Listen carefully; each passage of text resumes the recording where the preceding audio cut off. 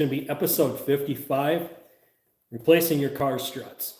Before we get into this, I'm going to give everyone a little bit of time to file in, and I'm going to set up a few things for you guys.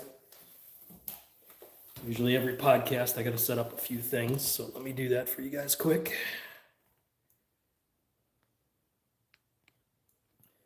Usually got to go in and set all my chats, and then I got to make sure that my Wi-Fi signal is good for you guys. So just doing that now.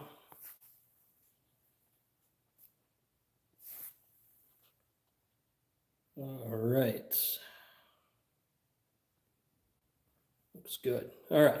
So we're connected here, guys. All right, guys, welcome to our Saturday live. So you guys might see some different stuff. I'm going to talk about this a little bit more as more people file in.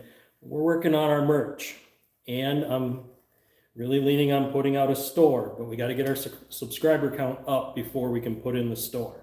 So this is some of the stuff that we've got going.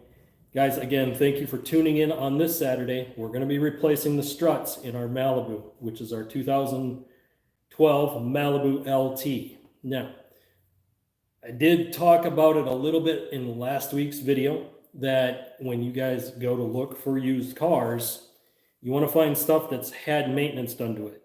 One way to tell maintenance has been done to it, peek through the wheel well. See if there is new struts in it. If there's new struts and new brakes, chances are they did some maintenance to the car. If those look like they're original from factory, chances are they are, meaning that the maintenance hasn't been done on that vehicle. So we're going to give everyone a little bit of time to file in here, and I'll drop more hints about the merch stuff here as people file in. Today's kind of a big day. I do want to get a lot of stuff done on this car, so we're going to grind away at a few different projects. So it's not just going to be a video on struts. We're also going to probably do a sensor on the motor that I scanned and found that I had a code for. So we'll be doing that as well. These vehicles, the 2.4 liters, have a map sensor issue, meaning that the map sensors tend to go bad, or they get plugged or have debris in them. It doesn't pay to spray them out. It doesn't pay to try to clean that stuff up. You're better off at that point just to replace the sensor. If you buy an AC Delco one, it is about 50 bucks. So I will tell you that. So the AC Delco or Delphi are a little bit more expensive, but you know that they're going to work because they're OEM parts. The struts we're putting in are not going to be OEM. They're actually a small upgrade over what they normally are. Space Cowboy 9. The other day I had a Wish sandwich. All right. So, guys, thank you for tuning in on this Saturday. Today's main deal is doing these struts. We're going to crack into a bunch of different other topics. I do have some merch coming for you guys. You guys are starting to see some of this stuff. So I'm going to start wearing some of the stuff here on camera. We're not going to set the store up yet, guys. So we got to get our subscriber counts up. We got to get engagement to the page. So make sure you guys hit the like button. Make sure you guys subscribe. We need to build this channel up so that I can put in the store. So that's what we're after. Got a couple more chats here. Ben, hey, can I get a shout out? It's my birthday. Well, happy birthday to you, Ben. Welcome to Bad Wrench Automotive, where a lot of the stuff we do here is automotive, but I have had to dabble into the politics realm when they choose to step into the automotive field. So, guys, we do the news stuff towards the tail end of the video. I also answer you guys' questions and try to help you guys out with your projects, but I do that mainly towards the tail end of the video. Space Cowboy 9, Ford is better. Original alternator has 160K. Yeah, some of the stuff that Ford does is really good. Like, they got good ideas. There's other things that are not good ideas. They learned the hard way to go away from EV. The problem is GM is deciding to double down. Little news clip from a few weeks ago. So I figured I'm not spoiling very much right now. Ben, thank you so much. You know how much that means to me. Well, glad to have you here on this Saturday. Make sure you guys subscribe and tune in every Saturday at 1 p.m. I go live. I work on new projects every week. So I only recycle topics, usually like a yearly thing. Last week's video was on used cars for 2025. So that is a recycle topic that I do once a year, and it's based on how the market does.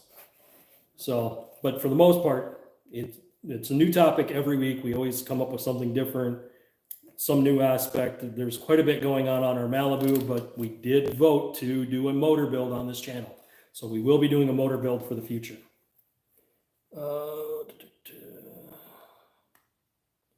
Ben also says, yeah, thank you so much. I love talking about cars and no one has noticed. Well, you're in the right place. This is definitely a car channel. We do pretty much a lot of different stuff cars. So it's all based on what we're doing with automotive stuff, maintenance, performance, all kinds of different things. We take it in different channel or different places, and we let the content kind of guide us where we're going.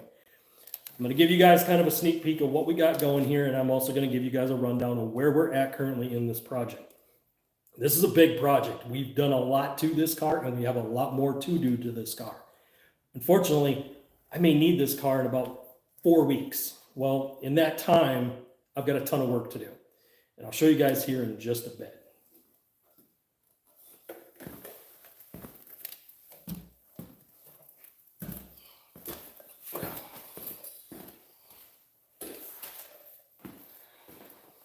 I'm just setting up a few things here for you guys, and then we'll get into it.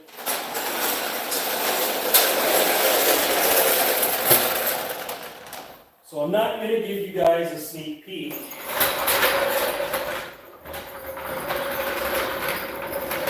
Because you guys got one last week in last week's video. But basically what we're doing today, I've already completed on the passenger side.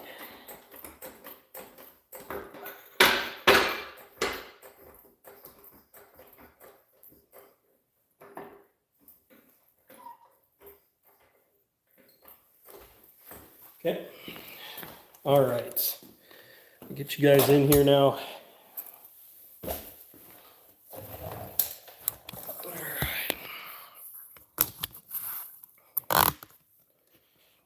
right. Let me check my Wi-Fi connection for you guys.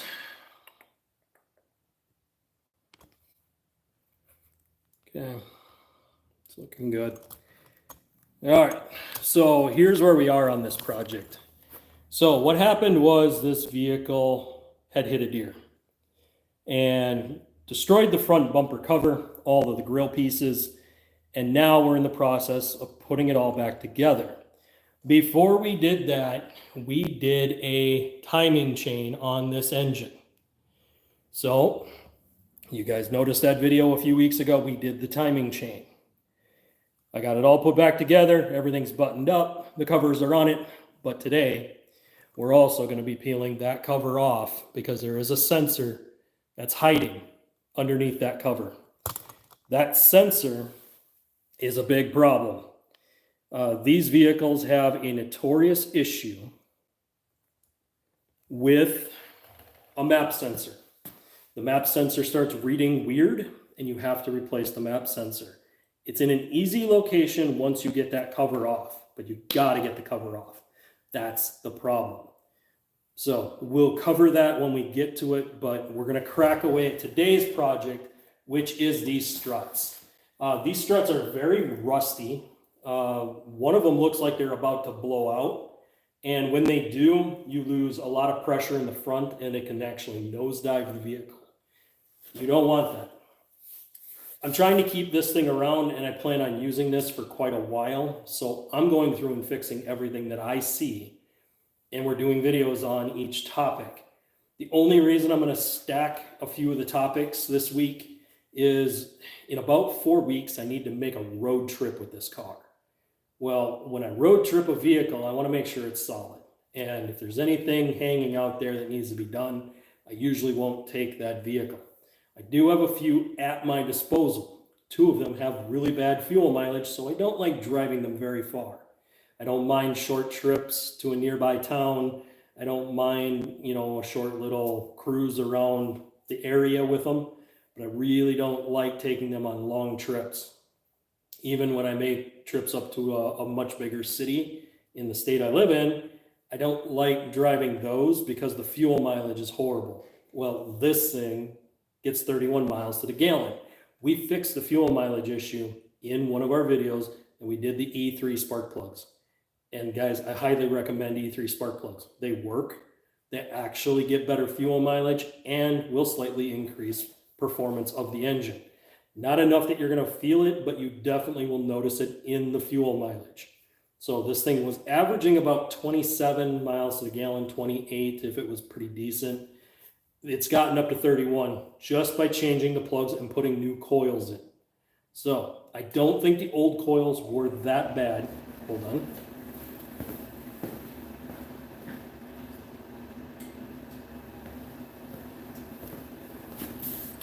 I had to shut down my heater, guys. It doesn't work very well to have my heater going while I'm trying to do videos, so I usually kill the heat.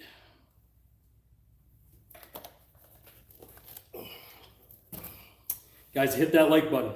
I mean it. It really does help engagement, helps drive more people to the channel, helps drive more views as we're going with the project.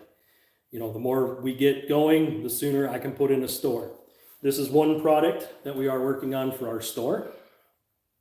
I have decided to do a different kind of change here, so it won't have this big block on the side. It'll just be lettering the same color as this. So we are working on that. And then obviously on the back, we have our logo. So this is some stuff we're working on for the future, guys, to bring you guys stuff, but we got to get the subscriber count up. We need to be around, I would say I'd like to double what we have now as far as subscribers in order for us to put the store in. So guys, any help that we can get to get there, that's what we need. So driving more views, driving more likes, driving more subscribes, that's what we're going to be after here. Let's go ahead and get into our project. So we did the other side already. You guys saw the sneak peek if you were here last week. You guys saw it on the other side. I'm not going to show you now because we're about to do this side. But we're also going to be doing an upgrade. Once I get this out, I'm going to take another piece out and I'm going to show you what that upgrade is. There's a reason for that upgrade. So before we get too carried away, I'm going to want to make sure that all my bolts come loose. And those,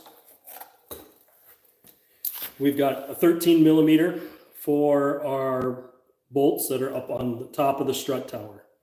There's going to be 3 of those. So we take all 3 of those out.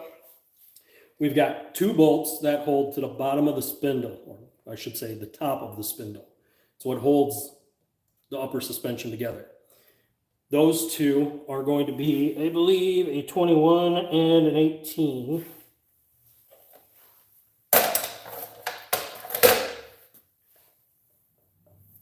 Well, they're both 18s. I think they're both 18s. So it'd be an 18 on those. We do have an ABS wire that we have to look out for. So when we take this apart, we want to protect that ABS wire. We don't want to be pushing and pulling and grinding on it. We don't want to be rough with that wire at all. We want to make sure the connector comes loose and clean, and we don't want to snap anything off. So that ABS wire is pretty important because if you wreck the ABS wire, you're going to have to get a wheel bearing. I don't recommend putting sensors in these things because half the time they go bad. If something goes bad with that wire, it's better to put a brand new wheel bearing in it because half the time the wheel bearing is about to shell out anyway because it's pushed against the sensor, or it's not seating properly and it's just going to make it to where the sensor is always going to come on. Now, that doesn't affect fuel mileage. ABS lights associated with wheel bearings do not affect fuel mileage. But if you have a bad wheel bearing and that light comes on, you could lose the wheel off the vehicle. So just know that if your ABS light comes on for any reason, get it checked out so you know why that light is on. Don't just keep driving it and assuming everything's okay. It doesn't work that way. Next, we are going to pull our sway bar end link. Now, the sway bar end link is the one we're going to do our upgrade on. But let's get started. I'm going to spin you guys around and we're going to start pulling bolts on this thing.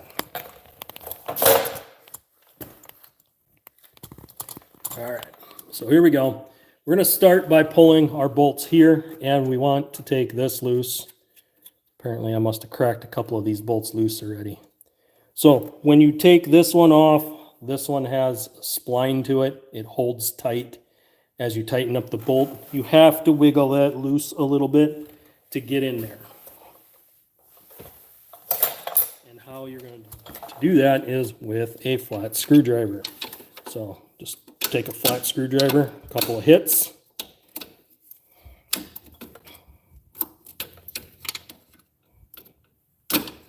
All right, then you can just wiggle this back and forth until this comes out.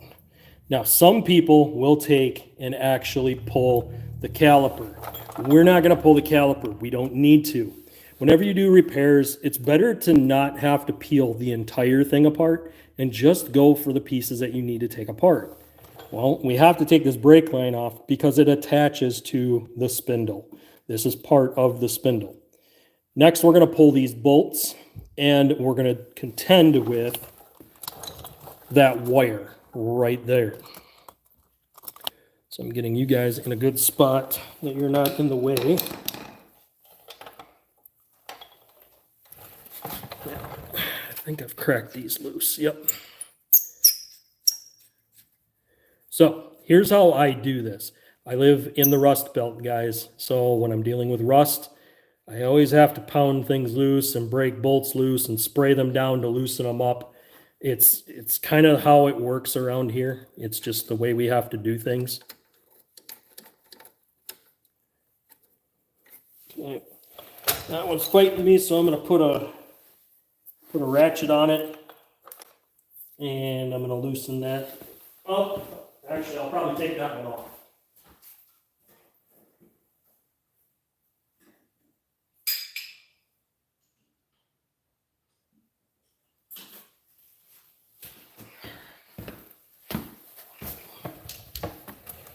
All right, so I'm just putting together some wrenches here for you guys.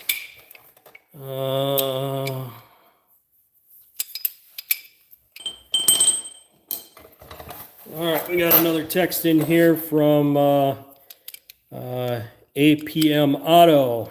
Any tips for broken knock sensor removal on a GM LS engine? Okay, so because I'm not able to see exactly how bad it's broken, I'm going to ask you a question.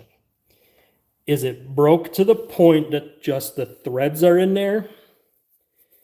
Because if it is, then you might have a lucky situation where you could put a reverse drill bit on it and drill it out of there.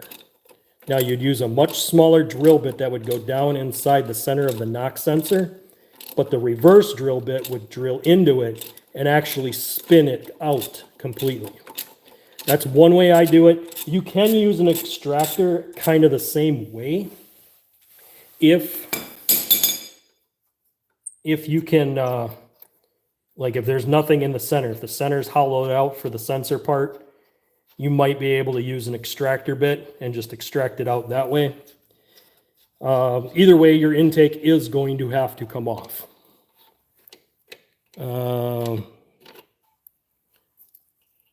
There is material up top still, kind of.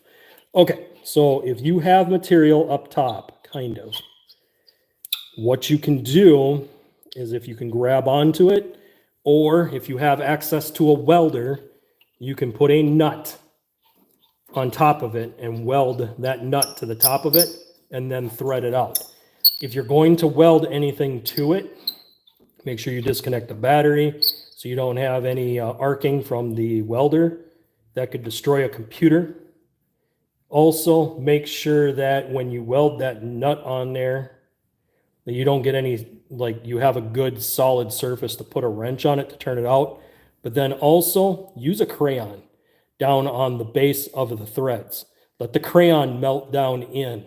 What happens is that wax actually provides lubricant to where that will come out without having it break and strip out again. So that's another little trick. you'll notice that most old school mechanics always had crayons in their toolbox. It wasn't because they were going to do a coloring project. It's because they knew that they could use a crayon to get the threads to loosen up. AMP Auto.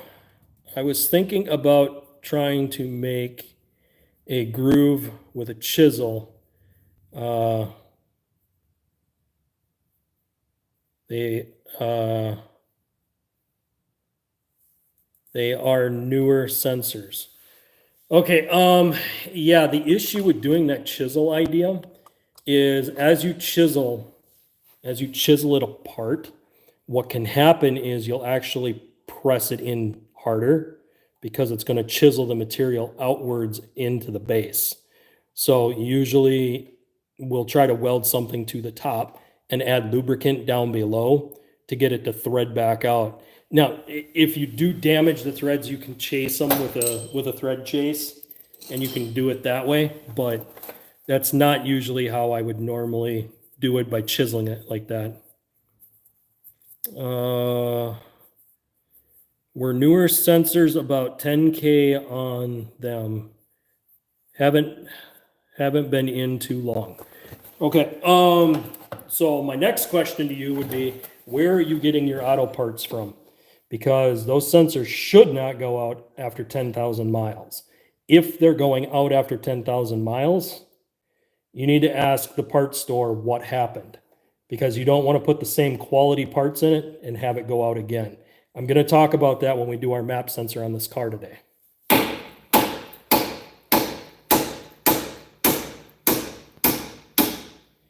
All right, you guys are seeing a very old school trick from guys that have been in the industry a while.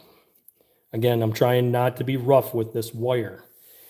So the old school trick that you guys are seeing me do here is I put this over the bolt so I don't damage the threads on the bolt, and I get myself a better hitting surface. That's the best way to do this. Okay, so just like that, we've knocked our bolts loose. And I can take and unthread these. You can take these out. Guys, this strut is not going anywhere. We don't have to worry about this thing flying apart on us. It's not going to happen. I will explain why these things are grenades and why people get hurt once we get this out of here. I'll do a little bit of a demo here for you guys as far as why that happens and how you can prevent it.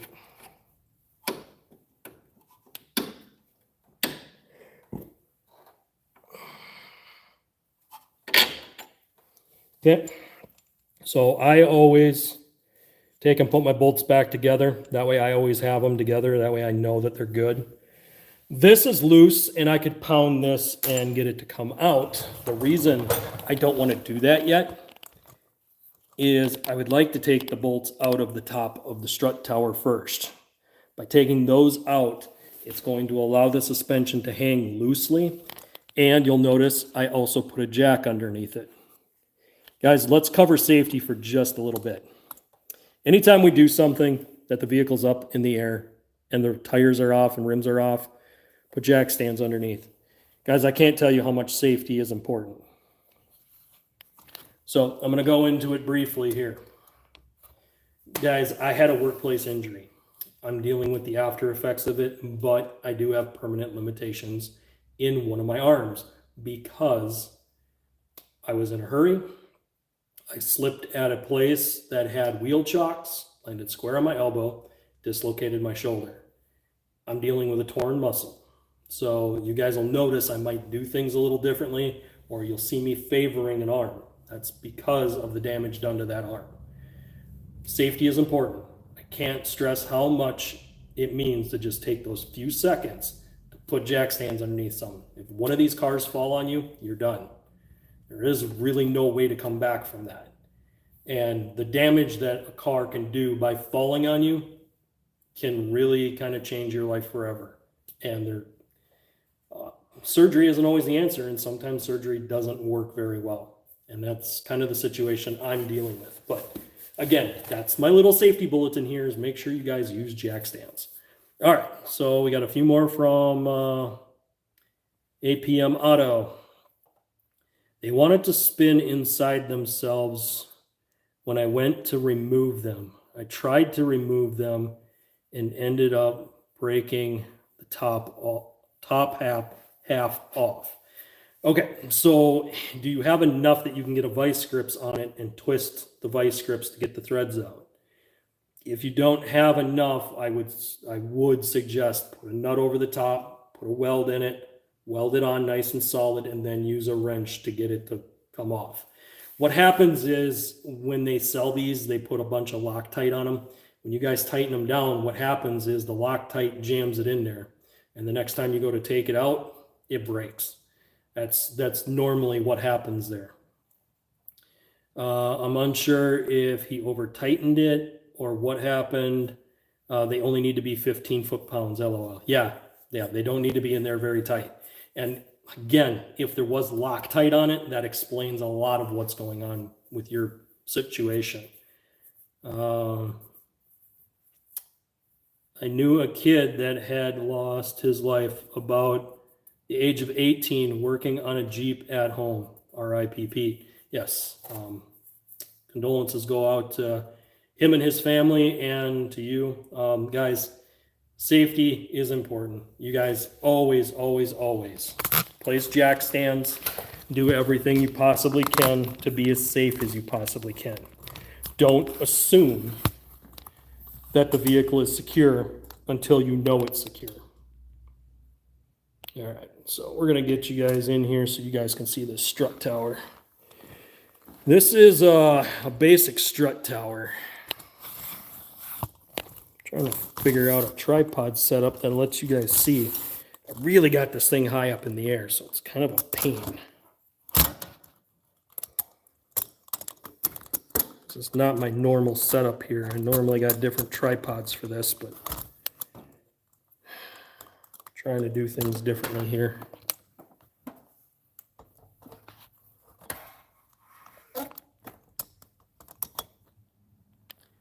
Okay, gotcha. All right. It's at a weird angle, and if this thing tumbles, it's probably going to bust my camera all up. So let's hope that doesn't happen. Guys, make sure you hit the like button and subscribe. I can't tell you how much we need to grow this channel this year. If we do really good with growing the channel, guys, I will set up a merch store, and we will offer t-shirts and hats. I am looking at potentially adding hoodies for the future as well. So guys, please hit that subscribe. I want to double my subscriber count over the next probably 3 months. So if we can hit that goal, I will look into what it takes to put in a merch store for you guys.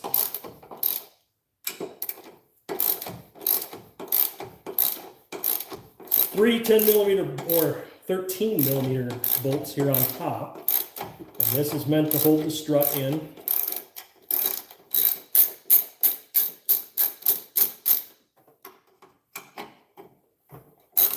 These don't need to be crazy tight. I've known people that have taken and really cranked these down. They don't need to be that tight. So we will not be using these nuts again either. These are a one-time use on this particular situation.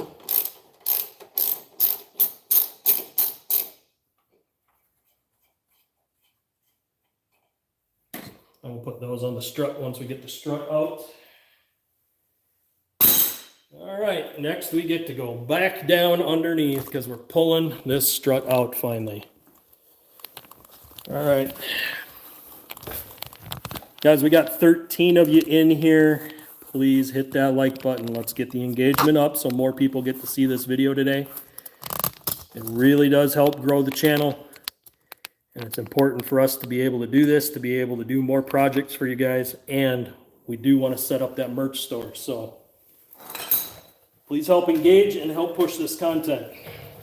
So now that the strut is somewhat loose, now we can get a little bit more aggressive with this and we can go ahead and knock this out of here. Now, we don't want to go in here and just start smashing the hammer everywhere. We don't want to be hitting our rotor or our caliper or hit any of the lines or any of the wiring. We do want to separate it here. Now, some people can come in here and just start going like that. See how much it moved? They're able to move it now. Here's the thing, is it's still going to be kind of wedged in here. So what you can do, if you want to make things a little easier on yourself, you can either take a punch or a flat screwdriver like this, and you can wedge it in here and kind of feed in between here to get this out.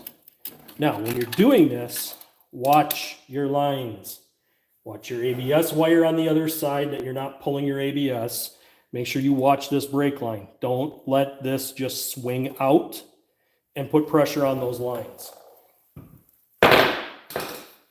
Okay, I'm going to move you guys back because we're about to get this strut out of here finally. All right. Oh, here we go. So how I do this is I slide it away from the spindle. I push in towards the body.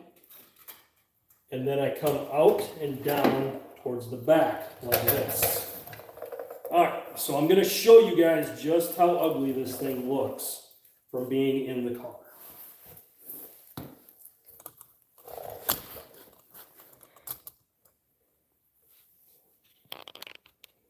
All right, here we go. So here's how ugly this thing is. We've got a lot of rust buildup around the base here. When you turn your wheel and it starts making noise when you turn your wheel, there's a bearing in the top of here. This bearing can go bad. Now, the prior owner of this car put a bunch of grease up here. You don't need to do that. That doesn't get down to where the bearing is. The bearing is down underneath here. So that will do nothing. Usually where these things start going bad and they have problems is right down here in between the spring and the shock body. You can see how rusty this one is. It's about to leak. And versus trying to keep this in here and drive it on this, it's safer to replace this. Plus, this is way past its service life. So let's talk about service life for just a little bit. What is the service life on a shock or a strut? I'll give you guys a little bit of time to answer that question. Like, what is the replacement service interval? I'll give you guys just a little bit.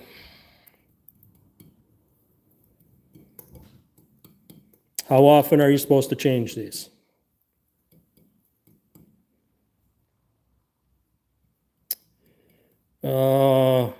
AMP Auto, depends on road condition. I would slightly agree with you, but here's usually the service interval for these things. Usually the service intervals will sit between 75,000 and 100,000 miles. 100,000 kind of being the max. Michigan tears them up. Yeah, no doubt. I can tell you, I live in the Rust Belt. Yep, it's a lot sooner than that 50K Michigan. Yep, absolutely. Absolutely. APM Auto, you're doing really good in the chat today. Let me mod you up. Let me give you a wrench.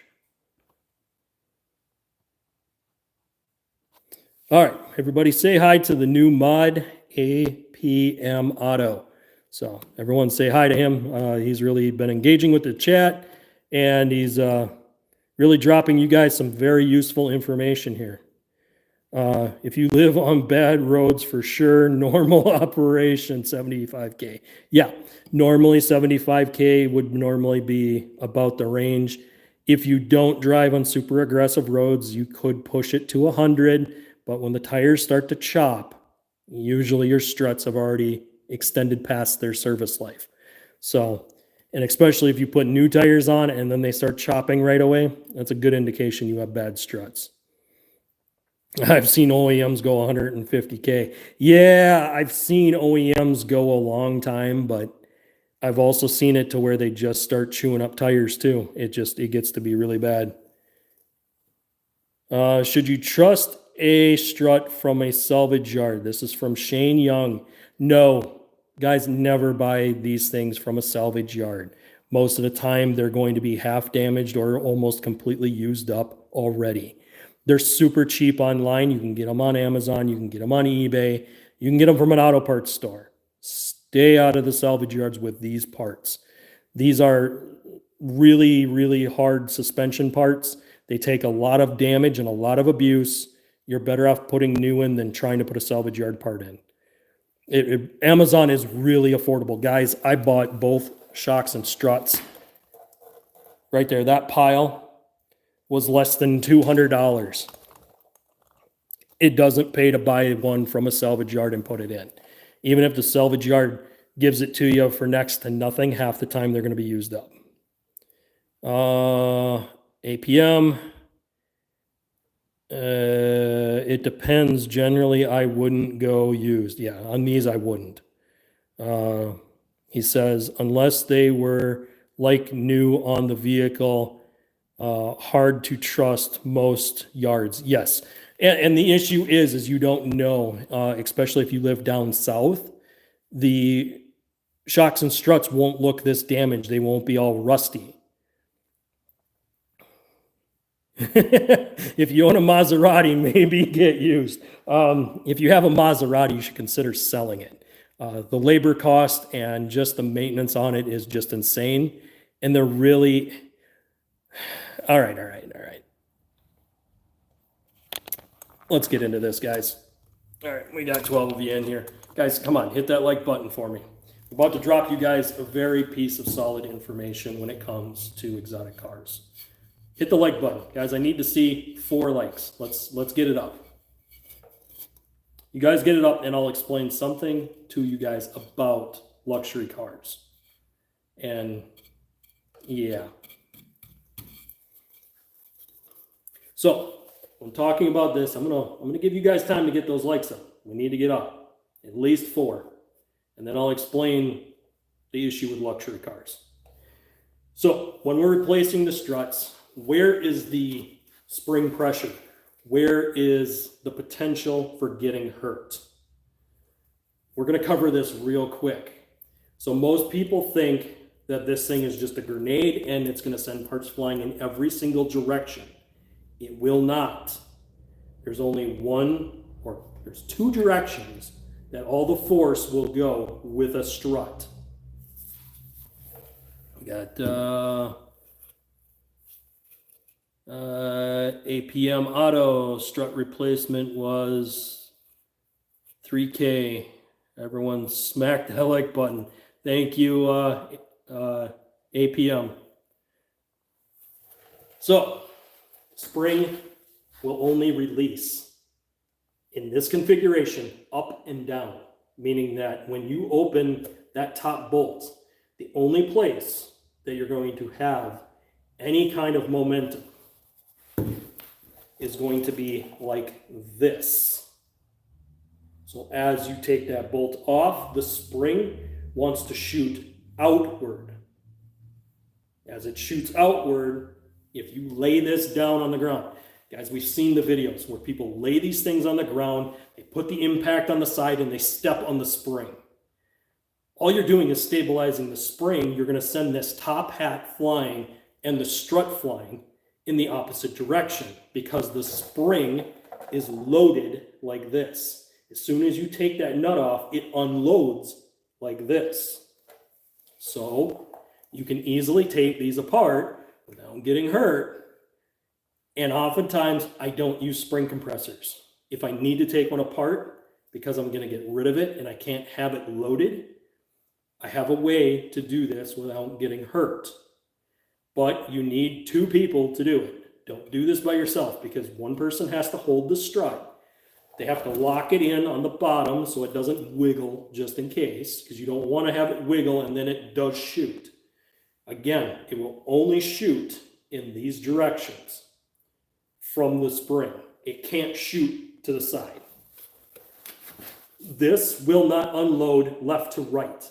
It will only unload up and down. So if you control the strut, this piece, make sure that it can't move, then the only thing that's going to move is the spring and the top hat. You can use welding gloves. Keep your fingers out of the spring. Don't wrap your fingers in there. Press down on the top hat. You'll have someone else take the nut off. When you do that, it's going to pop up. Your hands are there. You're going to push down on it, and it's done. It won't go flying in several different directions. It won't. There is not enough pressure here for this thing to literally send this cap through the ceiling. It won't do that. It can't do that. The only reason you see that on the videos is because they're not holding it the right way.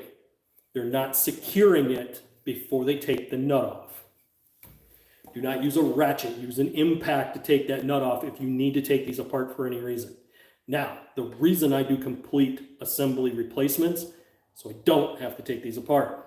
Again, the apart is not the hard part. The hard part is compressing this spring and putting it back together. I don't suggest doing that. I don't do the partial strut replacements because by the time you go to replace this, the top hat is shot, the spring may have rust in it, and the strut itself is already shot. You're better off doing a complete assembly replacement. I know you might think you're saving yourself $50 per strut, maybe. It's not worth it. It's better to have a complete assembly that I'm going to show you guys here in just a second, that the complete assembly is the better way to go because it's cleaner, it goes in easy, and you don't have to worry about compressing the spring. Compressing the spring is where people get hurt. More mechanics have been hurt by compressing springs than what they've had by taking them apart because they understand where the force and the momentum is. When you put a spring compressor on here, if something accidentally hits that spring, it comes flying apart. And it doesn't take very much to knock one off. Guys, we've used spring compressors. I've used spring compressors with friends of mine. And when the spring compressors let loose for any weird reason, just let loose, those pieces go flying that are attached to the spring when it unloads. So that's why I don't like using spring compressors. It's too dangerous. Again, that's why I don't do partial strut replacements. We got a bunch from APM. Just buy them complete. Yep. Don't use ratchet straps. Yeah, don't. Guys, don't try to crank them down with ratchet straps and take them loose. Complete strut 100%. Time is money. They can just slide on the spring. They are scary. Yeah, exactly. Just like I said, when those spring compressors go on there, they can slide on the spring. You could be trying to put it together and accidentally hit it and have it open up. Or mechanics have been hurt by using spring compression tools and what they've had by unloading them. You can unload this real easy. Like I said, 2 people. Here, I'll show you guys. I'm not going to do it because I don't have a second person here. But here's how you do it. You set this on the ground, just like this. You put your feet on either side of that strut. Now, the base of that strut can't move around, meaning that anytime you go to take this bolt loose, the force is going to go down into the concrete, and then it's going to go up into the impact wrench. With your welding gloves, you put a hand here, fingers out. Don't wrap your fingers in here. Don't ever do that. Fingers out. Glove here. Have somebody with an impact take this off, and the force is going to go up like that. Usually about that fast and about that far. That's as far as it's going to go. When that happens, there's no more pressure. And all you need to do is take it, set the cap off to the side, slide your spring out of the way, and then you have a bare strut. Now, this is one way to do it. I don't suggest unloading these. Again, complete assemblies all the way. And if you're throwing them away in a salvage yard, half the time they don't care if they're loaded or not. They go into a giant crusher. A crusher doesn't care about this small amount of pressure. It really doesn't. It crushes a car. It doesn't care about a strut.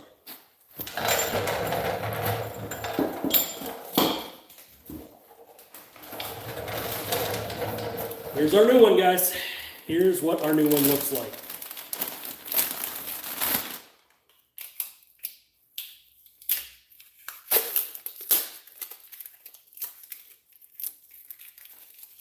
Peel the sticker off, I don't need that on there. Clean that little bit of a mess up later.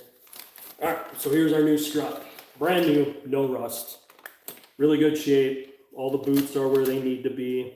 Everything's solid, it's in place. I usually check to make sure that everything is where it needs to be and nothing is shifted or moved. Sometimes these things, like these boots, will move. So sometimes these boots will move. So I'll try to get that boot back up into place before I put it up in there.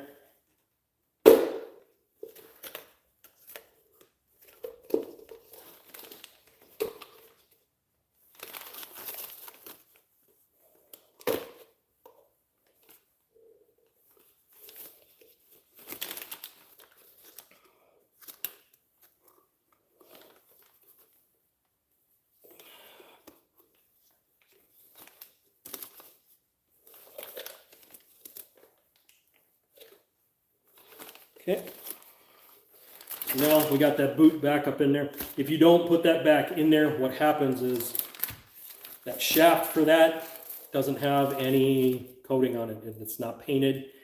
There's no protection on it. If you don't have protection on that or something covering it and it gets down in there, it can actually get into the seal and tear the seal out of your brand new strut. So I always make sure that the top hat is all the way up. Now, you can do this when it's in the vehicle too. It was easier for me to do this now. I need to clean that strut tower a little bit because they put grease on it. Like I said, I don't know why anyone would grease the top hat the way they did it, other than they just didn't want rust on it. But honestly, if these are getting rusty, just replace them. Before we get too carried away with this though, we do need to remove, and I'm going to show you guys our upgrade that we're doing for our suspension. Now this is going to dramatically change how this car corners and handles under a hard corner situation.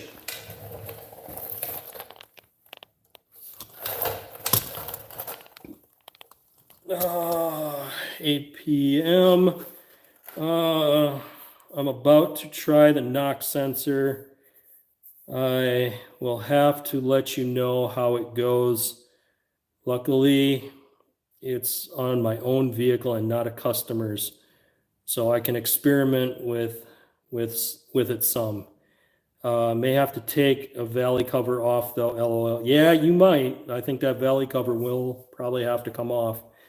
And sometimes they're actually in the valley cover, like they're threaded into the cover, so sometimes it is easier to do it that way. I don't know why they would grease it, thinking it would stop noise. No, the reason they greased it was to try to slow down the rust. Again, I live in the rust belt, so they tried to slow down the rust by greasing the top of the strut tower. Why, I don't know. Which is completely ridiculous. So I do need to clean that up a little bit in there. So I'm going to set you guys in a place that you can see this. And I'm going to wipe that out quick. No, the upgrade here, I will explain that once we take that one off.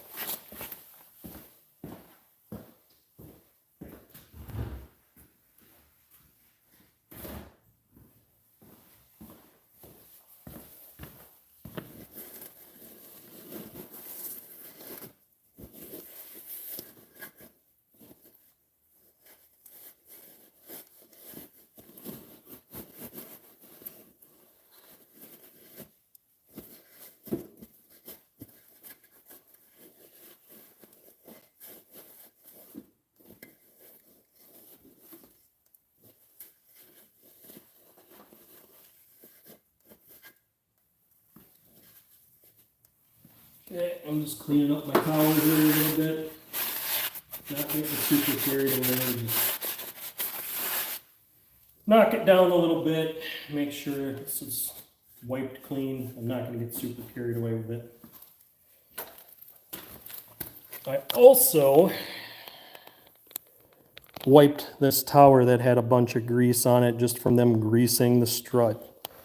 Again, why they did it, I don't know. So before we go any farther, we're going to go ahead and take this sway bar end link off. So before I do that, I'm going to move this out of the way.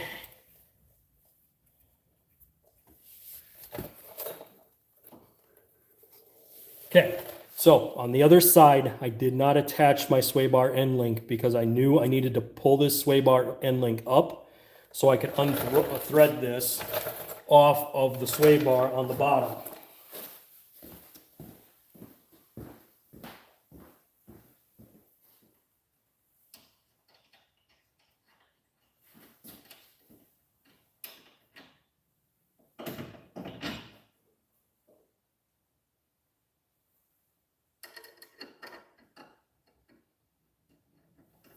What I'm doing now, guys, is I'm disconnecting my sway bar on my driver's or passenger side so I can pull this sway bar up on the driver. So now I can get this way up here and I have plenty of room to work on it. Again, I want to be careful of this wire. Sometimes I'll tuck this down and out of the way. Other times I'll disconnect it right there and I'll move it completely out of the way. If I think it's going to get in the way here, I will do that anyway, but I do want to try this first.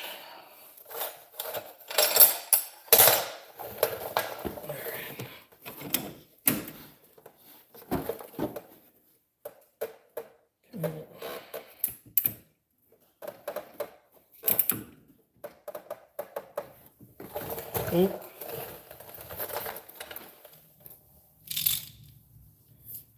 So we're going in the right direction. And I'm going to do the old double up wrench trick here. Just all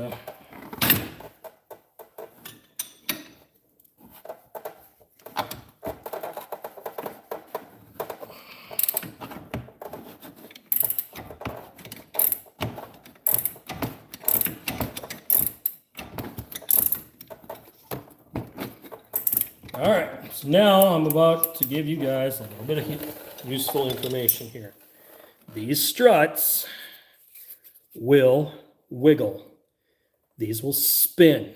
So what you need to do is use a socket style, either a hex or an Allen, inside here to hold the shaft solid.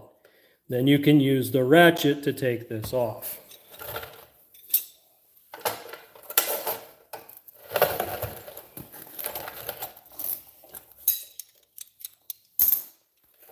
So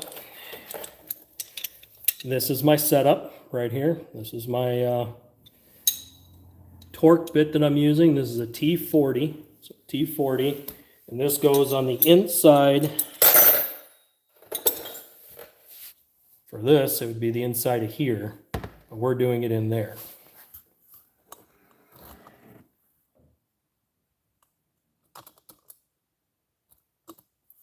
Yep, torque.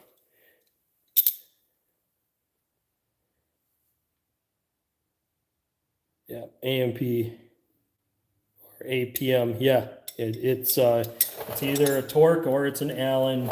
Each one is different. And if I don't have room up here, we can use this technique now. Because we took the other side loose, we can drop this down. Dropping it down gives us more room. So I can go to a spot that I can find the room that I need to put this on to the end of here. And I can slide my ratchet on.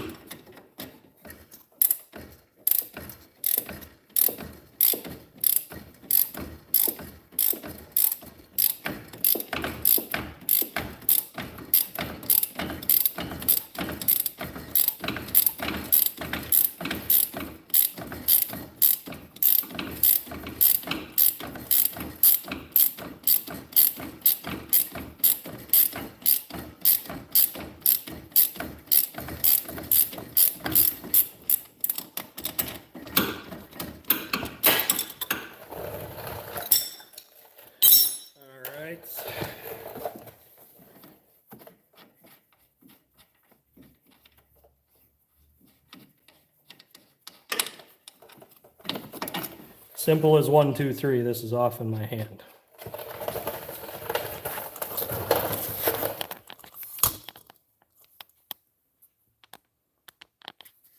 Bigger than I thought. I was guessing a T30. No, it's a T40. It is.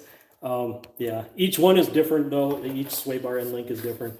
Okay, let's discuss this. This is OEM junk.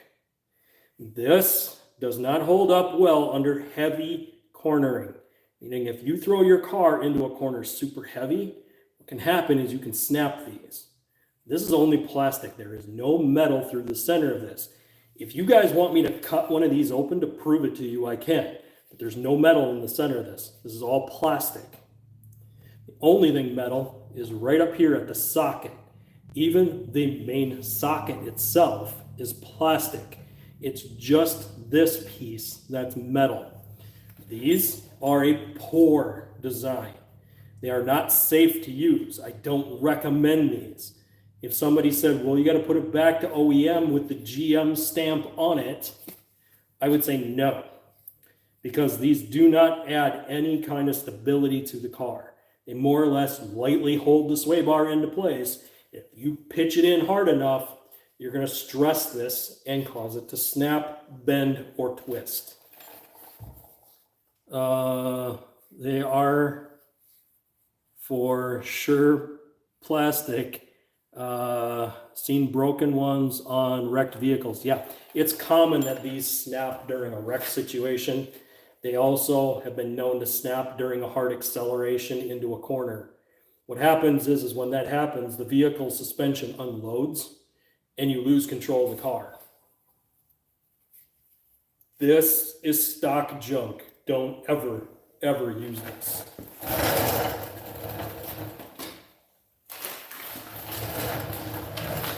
Instead, use this. More times than I care to count. Yep. So use this. This is a one-piece metal sway bar end link. This will not snap like plastic. Now, these have been known to break, but the amount of pressure required to break one of these versus the plastic one, it's night and day difference. These will not break just by a hard cornering event. If you do a hard corner on the plastic ones, there is a chance you're going to snap it. Now, a better upgrade would be to get one that has a grease circ on the back side of them.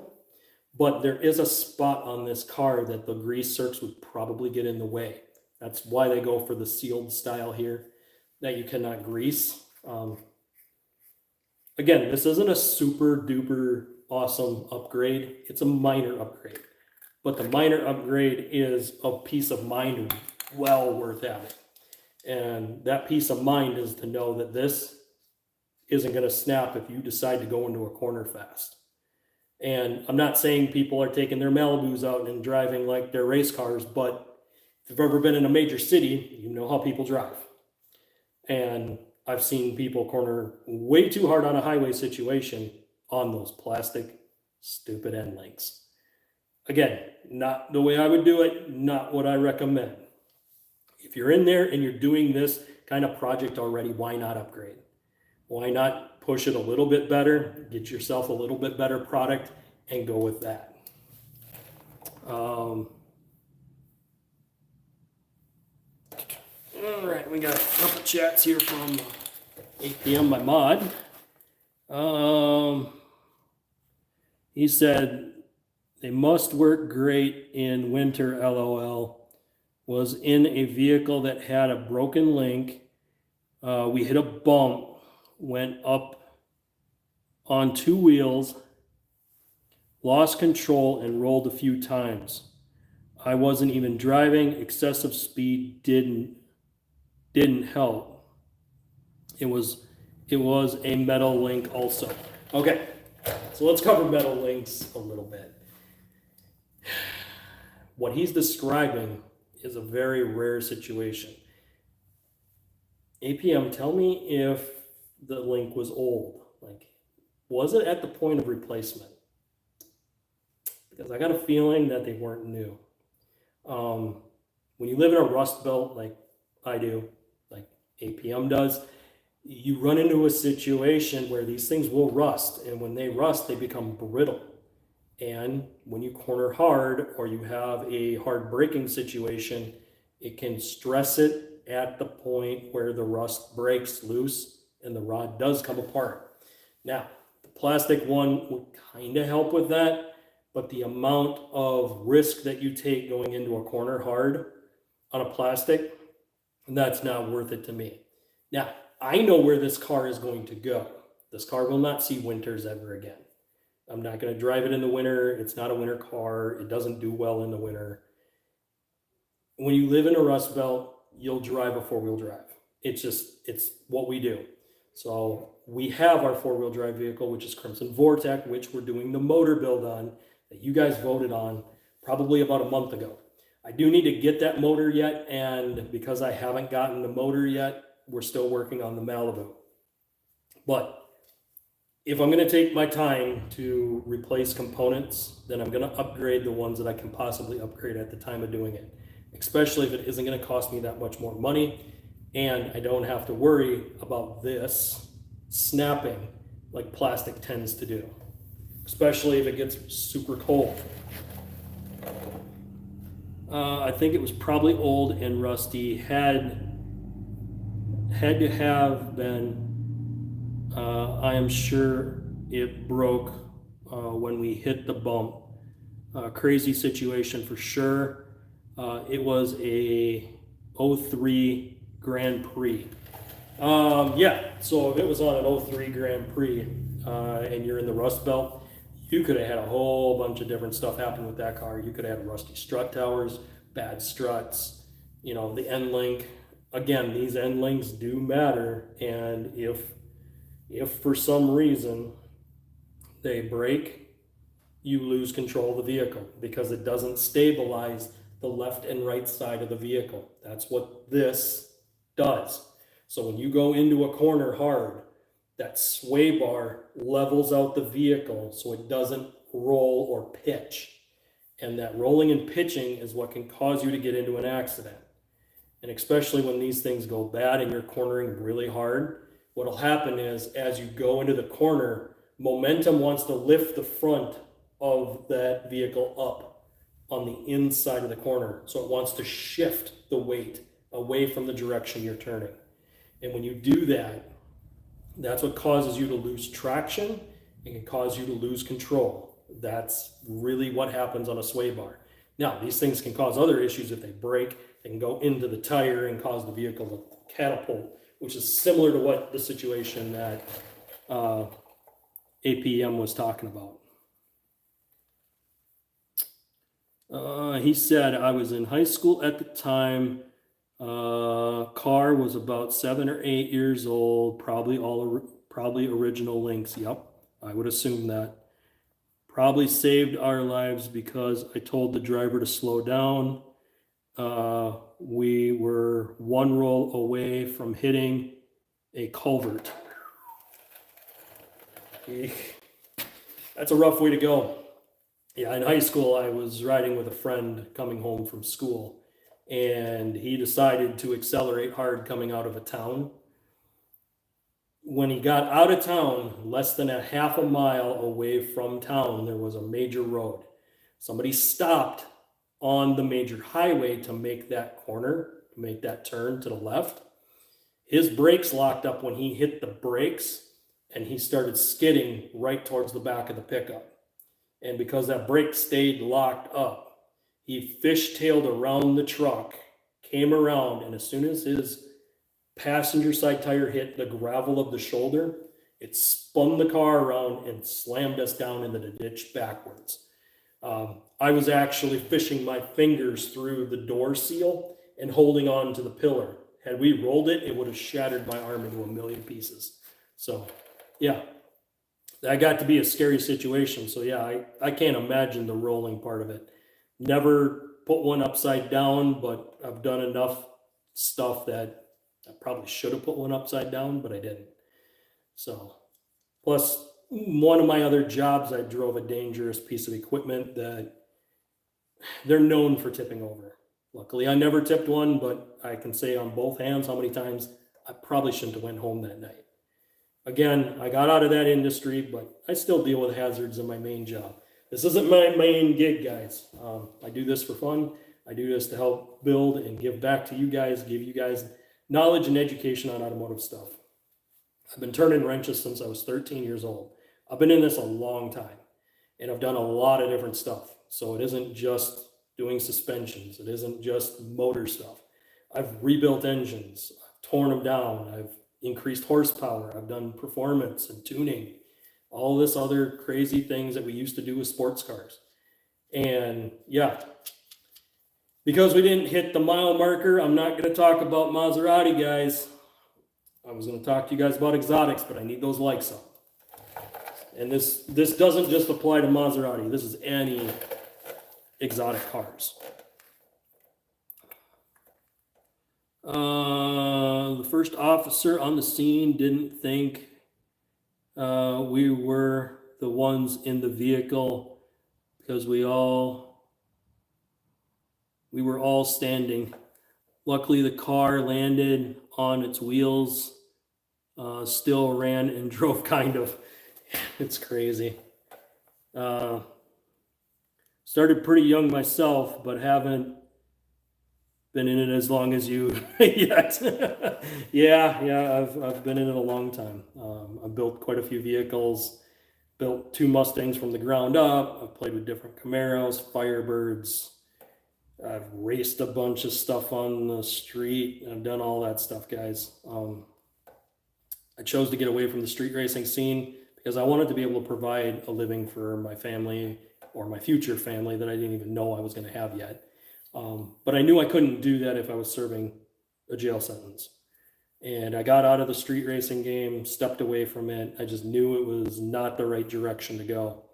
And I'm really glad I did because it allowed me to get my Class A, which allows me to have a pretty good paying, daily job. I do that Monday through Friday. You guys are here with me on Saturdays. That's how I do this. So let's go ahead and slide this guy in, and then let's get our strut in. And you guys are going to see how quickly this is all going to go together. There's one other thing we need to do before we go too much farther. Yes, we want to put this in there, but we also want to scrape that spindle. We want to make sure we get rid of that buildup that's sitting on that spindle right now. It's kind of low views today. I'm a little disappointed with that. I'm just not getting pushed in the algorithm today. Come on, guys, do me a favor and hit that like button. We need to increase the engagement in order to get more people on. So more chats, more likes, more subscribes, please. I bring you guys solid content all the time. All I ask is that you hit the like button. And as we build this channel, I'll start having merch for you guys. You guys are seeing some of the merch that we're designing. These aren't final designs that you guys are seeing. These are designs that I have for filming, but we are working on the final designs.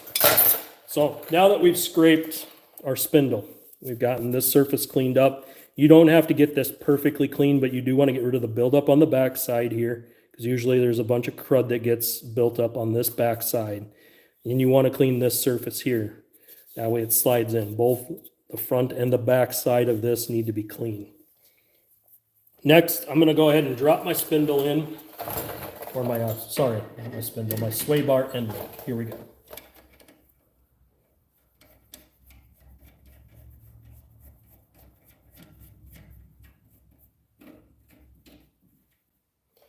So, don't just put that in by fingers, but you do want to run it down by hand so you don't cross thread it. But make sure you tighten that up. Do not leave that loose. Again, if this is loose, you can get hurt.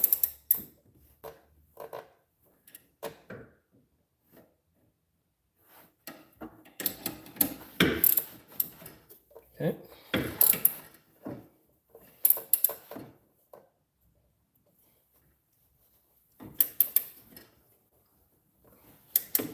Now, I put my finger on the back side here to make sure that it's not spinning when I'm tightening that nut. Because if it spins, then I'm going to run into other problems. So I'm going to go ahead and put the other side in right now. I'm going to slide that passenger side in. I just want it in the strut so it's not moving around. It'll make it a little easier for me to tighten that nut up.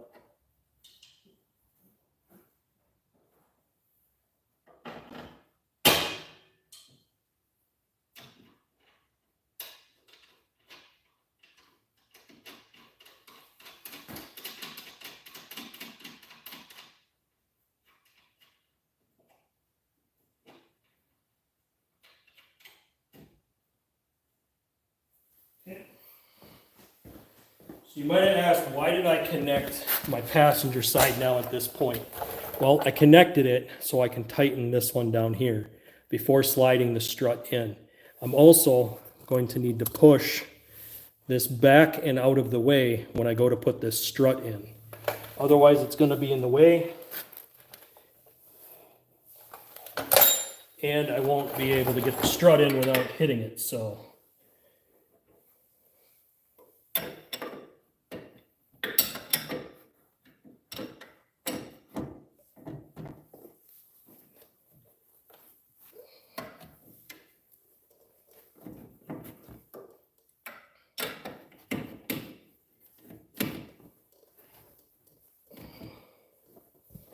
okay, so that's tight.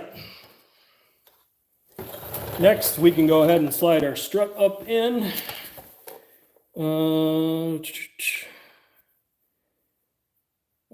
APM again. Anyone doing this at home, be careful if cleaning with power tools. Do not want to breathe in aluminum oxide. Correct. Thank you. Solid advice. That's why I made you a mod, man. You've given some really good info. I really do hope you can tune in every Saturday at 1 p.m. I really like having my mods here. I always tell my mods, if you guys are in, make sure you chat so I know you're here. But solid advice. Do not breathe in the dust that comes off of anything. I don't care what it is. Even brake pads, when people rub brake pads together, don't breathe that dust in. It gets into your lungs and it stays in your lungs. You can't get it out. So I never take and rub pads together and smack them, because all you're doing is throwing metal up in the air, or basically ceramic material. Ceramic in your lungs destroys your lungs. Don't do that. When you put them on, they will burn in. You don't need to rub them flat like that, because it doesn't really do anything other than put dust up into the air that you're breathing. Again, I don't like using power tools on aluminum for a reason, because it can cause aluminum oxide to get up into the atmosphere and you breathe that in. I will scrape it with a chisel just to knock chunks off, but I try not to cause the dust. Solid advice right there.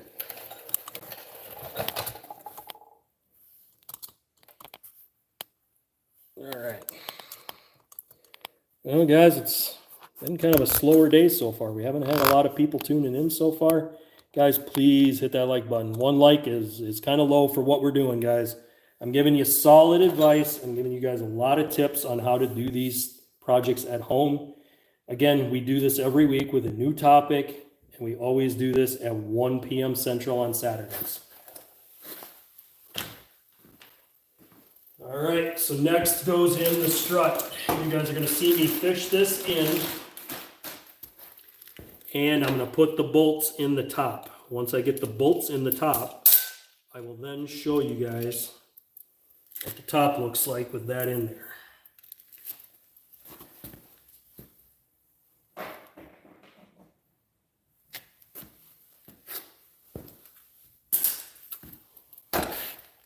Okay.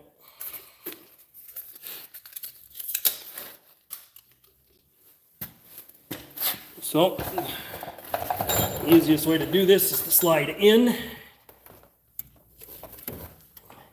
and then lift up. Now, you guys might notice something here. I'm going to get this put in, and then we'll talk about it.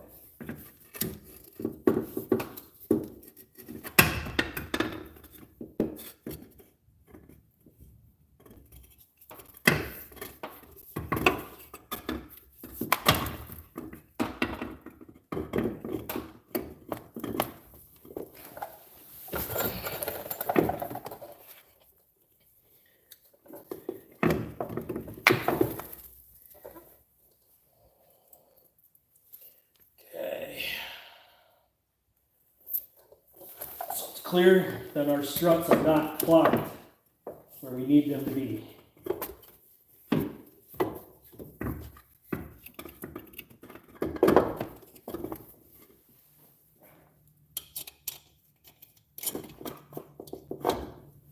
Okay, so I got it in there. We're going to take a close look here, guys. So what happens is sometimes you will buy these struts and they are not clocked, meaning that they're not clocked into position where they need to be. We're going to fix that in just a second. Up top here is our strut. So what I do is I just get one started first. Once I got one started, then I can come in here and just lightly thread the rest on here. I'm not trying to go all the way down with these. I just want to get these on to where they feel good. Then I'm going to lift this up and try to tighten those down a bit. I'm going to show you how we're going to clock this here in just a bit. All right, somebody else hit the like button. Thank you very much. Guys, if you guys are just tuning in, make sure you guys hit that subscribe button and that like button. We're trying to build the channel and start getting merch for you guys. But we gotta grow this if we want to go that.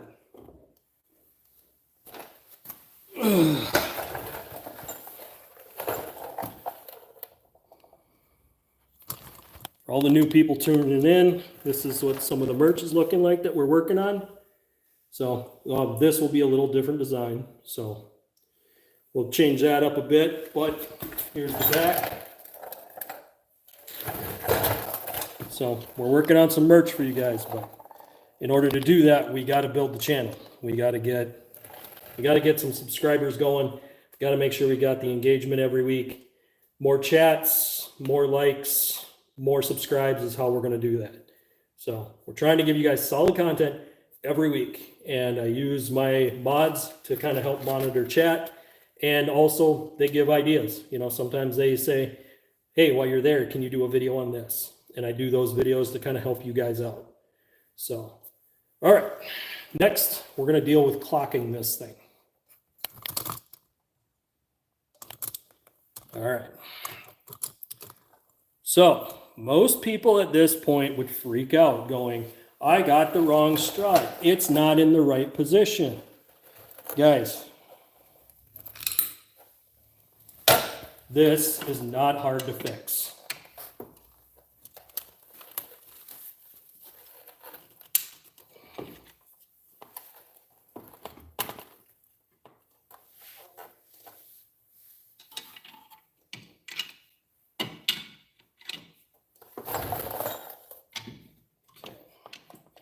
The reason it's taking me a bit to do this one is I'm looking for a good spot to grab that I'm not going to smash my hand.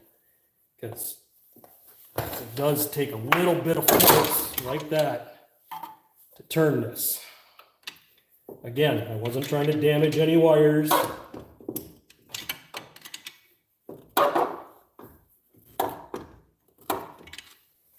Okay, you're going to ask me, why was I able to turn it with just a screwdriver? All right, let's talk about this real quick. So, remember that top hat that I told you about that had the bearing on the top? The reason that turns is because it has to. It's attached to your spindle. So when you turn your wheels, your spindle will turn. Because your tie rod ends are connected to your spindle. Not to your rotors, attached to the spindle. The spindle is what turns. Well, on a front-wheel drive car with struts, the strut itself turns and the bearing is on top. When you turn the wheel and you notice a grinding or a squeaking noise, That's because the top hat bearing has worn out. And when that wears out, you'll hear that. So that's why I knew we could turn this. So it's not a matter of you guys having the wrong struts. Sometimes you have to turn them. Again, this one was a little tight. I'm going to pay attention to that in the future. See if that's something I should really worry about or not. But again, we wanted to get that clocked the right way. Simple flat screwdriver allowed us to turn that strut just enough to be able to line it up. Let's go ahead and get that in and get the bolts in it. Now, we've got some tricks here that I'm going to show you guys with these bolts. All right.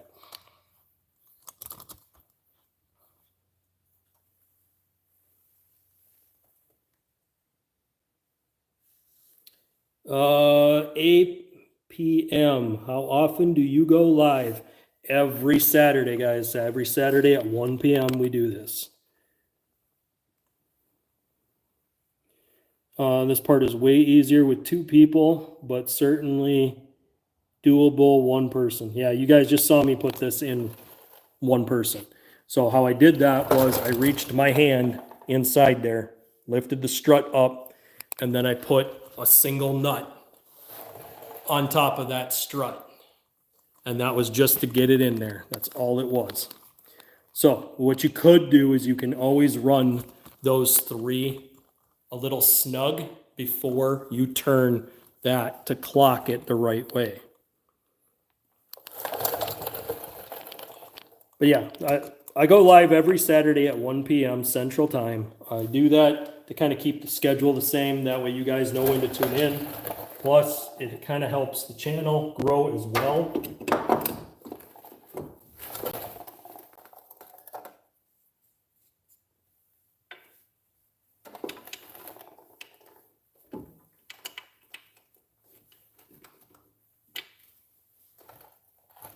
Okay, so we're actually a bit too high. This will happen because you'll have situations where the old strut might be worn out. So you need to lower it a little bit to get it to line up. There we go. Again, the jack was just there for support. It's not going to make a huge difference. Okay. I'm just taking things one at a time, lightly putting bolts in, not getting too carried away to tighten anything up yet.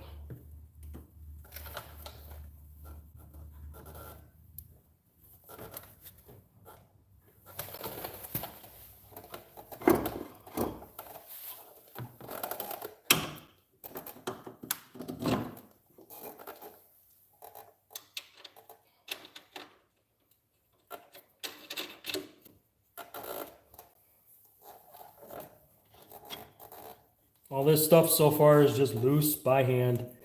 I did this one so I could put this on here. And just lightly place that in. Yeah.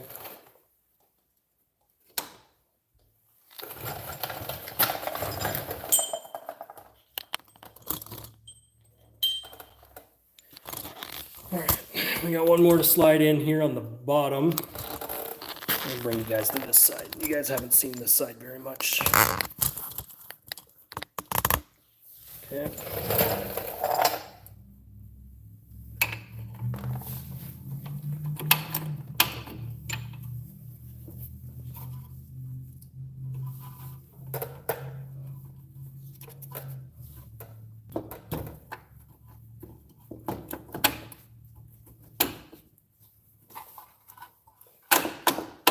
Sometimes you got to wiggle it to get it into place where you want it to go.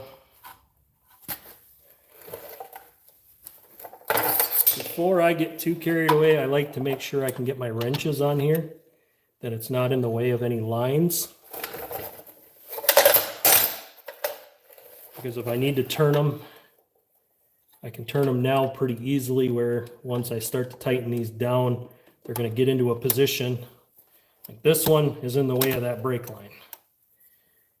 I'm going to need to hold this tight, so I need to get this kind of clocked into a place that it allows me to stick a wrench in there and tighten it up.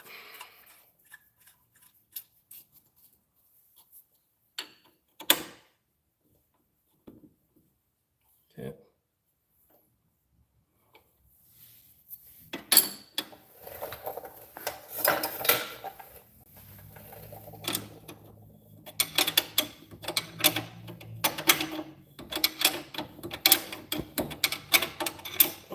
So now we're just going to lightly snug things down. We're not going to crank anything tight yet.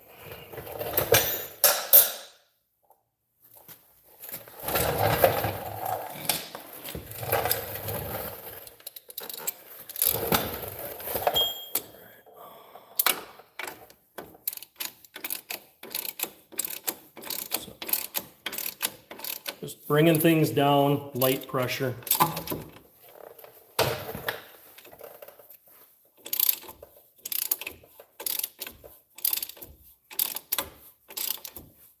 Some people use an impact on this. I will if it starts getting super tight, like I wasn't able to line up the splines perfectly through the spindle. Yeah, it's getting there. I'm going to probably break out my impact.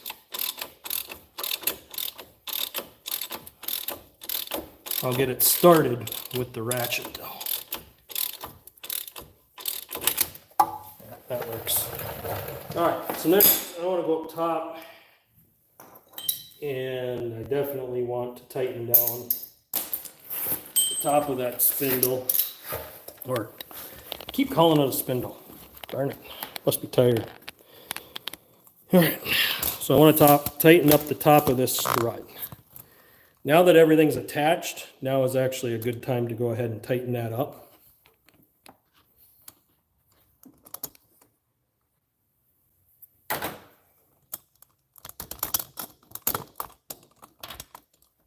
Trying to find a good spot for my tripod here, guys.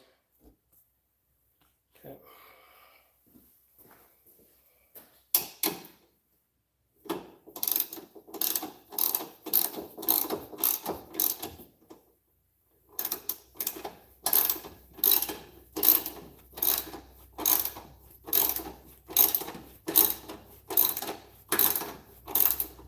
So there is marks in the top of the spindle where the bolts were.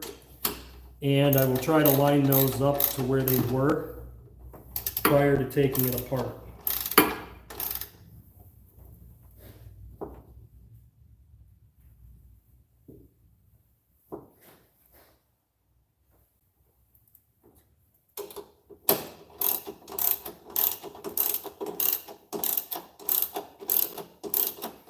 Some people don't feel that this matters too much, but there is just a little bit of slop in it. So wherever the bolts were before, it's kind of where I want to put them back in at.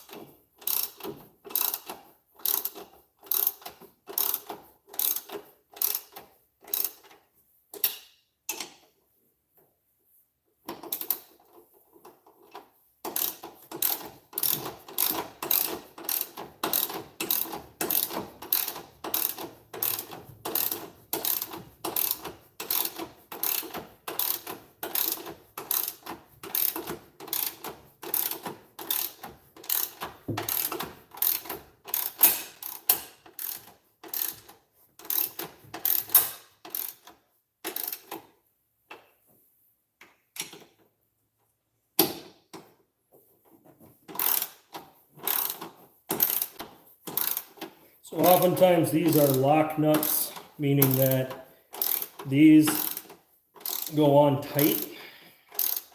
So you definitely want to make sure that you don't have it cross-threaded before you start running these down.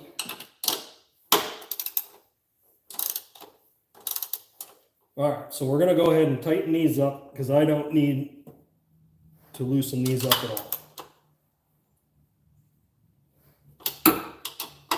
These I will not need to take back loose again. Okay. that's tight. So our top of our strut is in. All done up real nice. Okay. Next, we're going to come down below and we're going to go ahead and tighten up our spindle to the bottom of our strut. I'm actually going to use an impact on this one, guys. I don't want to fight it. And I want to make sure they're tight.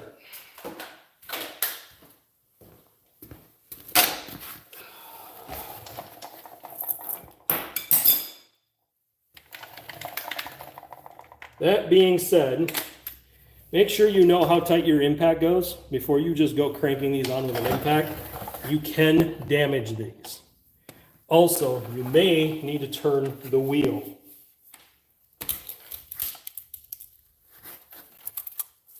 So, I'm not going to stress my shoulder by trying to turn this manually by hand. So I'm going to put the key in it. And I'm going to use the steering wheel.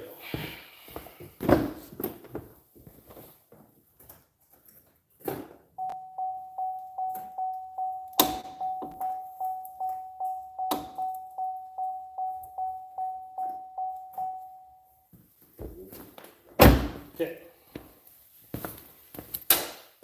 So I turned this to give myself just a little bit more access for my impact. So just like that. Headphone warning, people.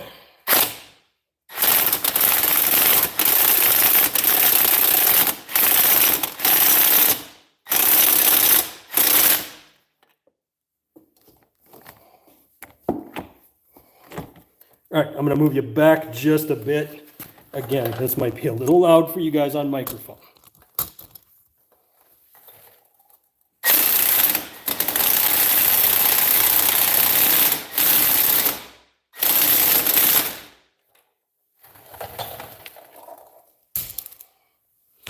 All right, that's it.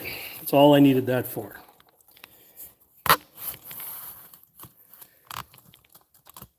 All right, I got 7 of you guys in here. Please hit that like button, hit the subscribe button. We're working on doing a lot more for you guys with the channel. We're looking into merch for you guys as well. So help us grow.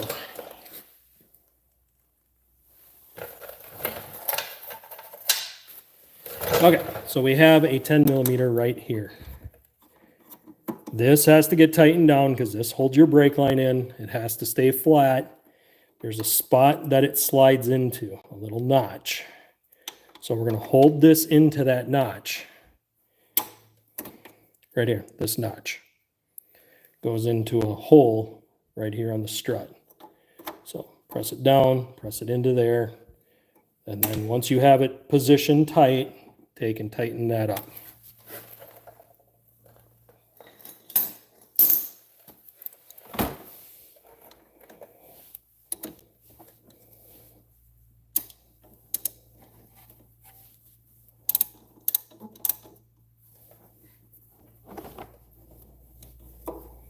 Again, this will wiggle. Don't let this wiggle around. Get it into place where it needs to be, and then hold it there as you tighten it.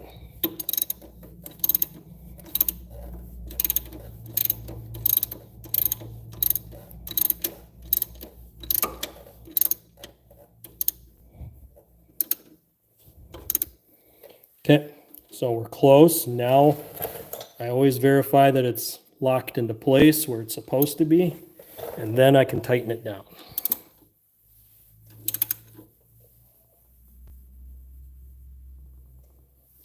Just like that. All tight. Brake line's done.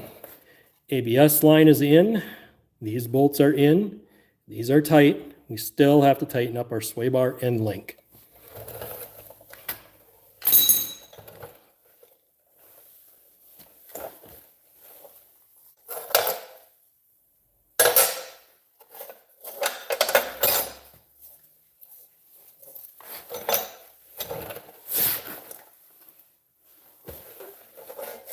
Okay.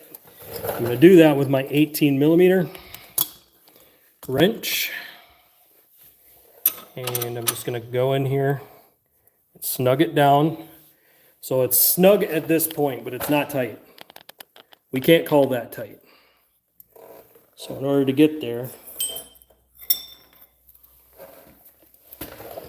okay guys, don't do this. I'm being lazy, but don't do this. Don't slip your wrenches into another wrench when it's a socket style like this. You can wreck them. But yeah, most of the time you'd come in here like this and then just crank it down like this. I don't suggest doing that with your ratchet styles. You can break the ratchets. Now, you're probably wondering, why didn't I go like this? Because it doesn't fit. And if I do get it in there, all I'm doing is scratching the coating on it. So I used the other wrench. But yeah, you can even use a smaller size wrench like this, just to kind of generate the torque that you need. Okay, let's go ahead and head over to the other side here.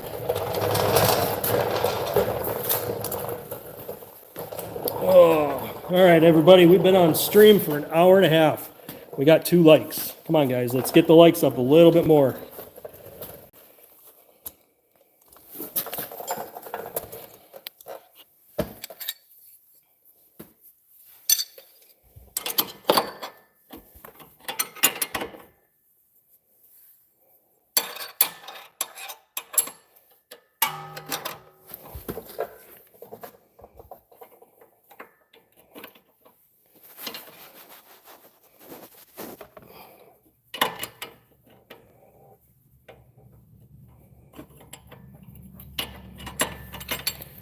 So what I'm trying to do is find a good spot for the wrench to bite onto, but it seems to be in the way because I didn't turn the wheel the right way. I should have turned it back if I wanted to tighten this side.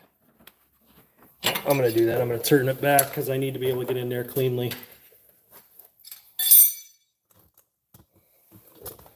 So I'll spin this for you guys.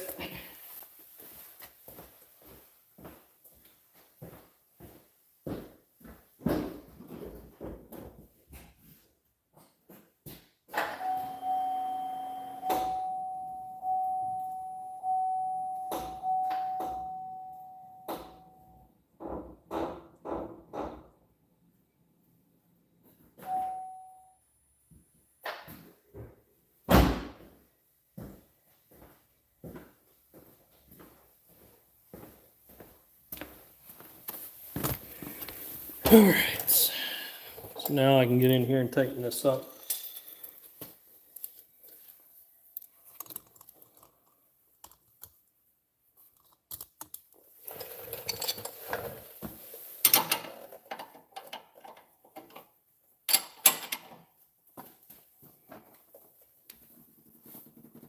All right, that's all it needed right there. So now we're tight. This side is all done. We did this, or I did this about a week or so ago. And my boot is up into place up here.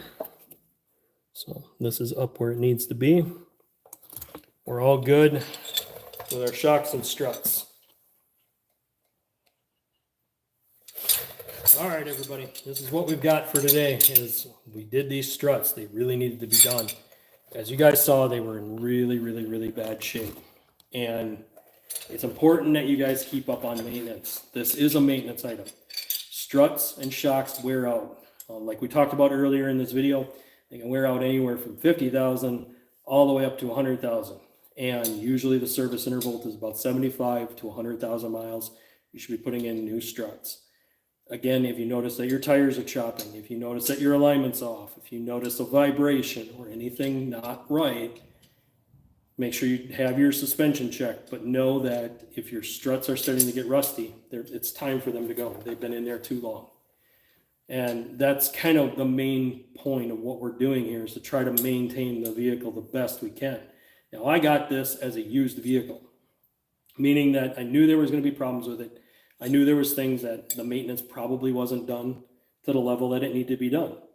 And that was great for us because we get to see that content. We get to make the videos for you guys. We get to show you guys how to do it live, do it as we're doing the repair. I don't sugarcoat things. I don't hide things from you. If I break something, I'm going to tell you guys.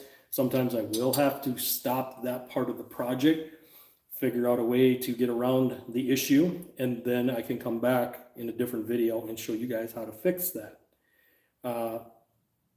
APM, our newest mod, had a issue down in the chat with knock sensors and one of them breaking off. Again, we also help you guys with your questions, kind of help give you guys an insight on what's going on. The next step here is we're going to probably go after this map sensor. On the 2.4 liters, you can get a traction control issue. You can also get an engine code. When those two pop up together, usually it points towards a map sensor or mass airflow sensor. Two different sensors, but do similar functions. The map sensor senses the manifold absolute pressure. So it's the amount of pressure inside the manifold. If that pressure falls too much, you could have a leak somewhere, meaning that it doesn't seal up properly. The other issue you could have is a bad sensor. Now I know that we cleaned our throttle body and we put a new gasket in there, so I know the issue isn't at that point. It could be in the mating surface between the head and the intake manifold. If it is, then I'm going to have to do that. But I do want to pull this sensor and take a look at it, because this sensor could be an indication on what other maintenance I might need to do to this thing, whether I got to do an intake on it, whether I got to put a whole new set of intake gaskets in it, or maybe it's just the sensor. Either way, we won't know until we pull that sensor out. If you guys got any chats, chat them in. Let's keep the conversations going. Guys, get the likes up. It really does help build the channel. I'm trying to build merch for you guys in the background. We're still in the process of setting all this up, but I need my subscriber count to get up if you guys want merch, because I got to have enough drive to our YouTube channel here for me to get that merch out to you.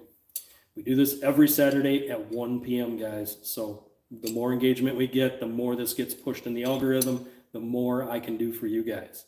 The more content we can have, the more stuff we can feature on the channel. There's a lot more possibilities out there. I've already talked to other people and behind the scenes that might want us to look at some products for them. Again, you guys know how I feel about sponsorships. I've already talked about it. But if a product works, I am more than willing to tell you how good it works. If a product doesn't work, though, I'm more than happy to tell you why it doesn't work. So that's what I do, is I try to give you guys honest information as I possibly can from what I've experienced. It doesn't always mean that that's 100% the way it is. Sometimes things are a little different. Sometimes things break that we don't anticipate, or things that are not normal that break. It happens. It's a car. This is the way it's going to be. We do this for fun on Saturdays with you guys. You guys get to tune in, watch me tear into vehicles, put things back together, sometimes do discussion topics. A little bit of different stuff all the time. It's never the same topic. I do recycle yearly topics, such as last week's, which was buying a used car. When we get done here, if you guys go check out that video, I drop a lot of solid information for you guys to buy your next used car. Things for you to look at, things for you to figure out what is a good buy and what isn't. You can quickly spot a bad buy just by looking underneath the vehicle. It'll tell you a lot to what's going on. If stuff is damaged underneath there or things are leaking, usually that's a bad sign. That means it wasn't taken care of, it wasn't maintained, and it's starting to have issues. Again, that might not be a good purchase for you, especially if you don't have the tools to fix it. If you have the tools, you might choose to buy it, but I would suggest hitting them on the price a little bit. Make sure you negotiate for good pricing. Don't just pay sticker price for a used car. Honestly, it's the bad way to go. When I bought this Malibu, I did knock the guy down a little bit on it that I bought it from, because I knew I was going to drive the vehicle until it died, and I knew I had to fix a few things on it. You guys are seeing what we fixed. It all started from the deer hit on the bumper. but I knew there was maintenance that needed to be done. Timing chain had to be done. These shocks and struts needed to be done. It needed brakes.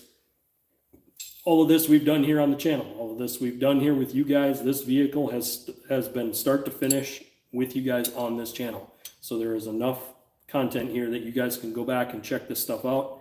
A lot of your vehicles will be very similar to this. And if you have a GM, it is absolutely very similar.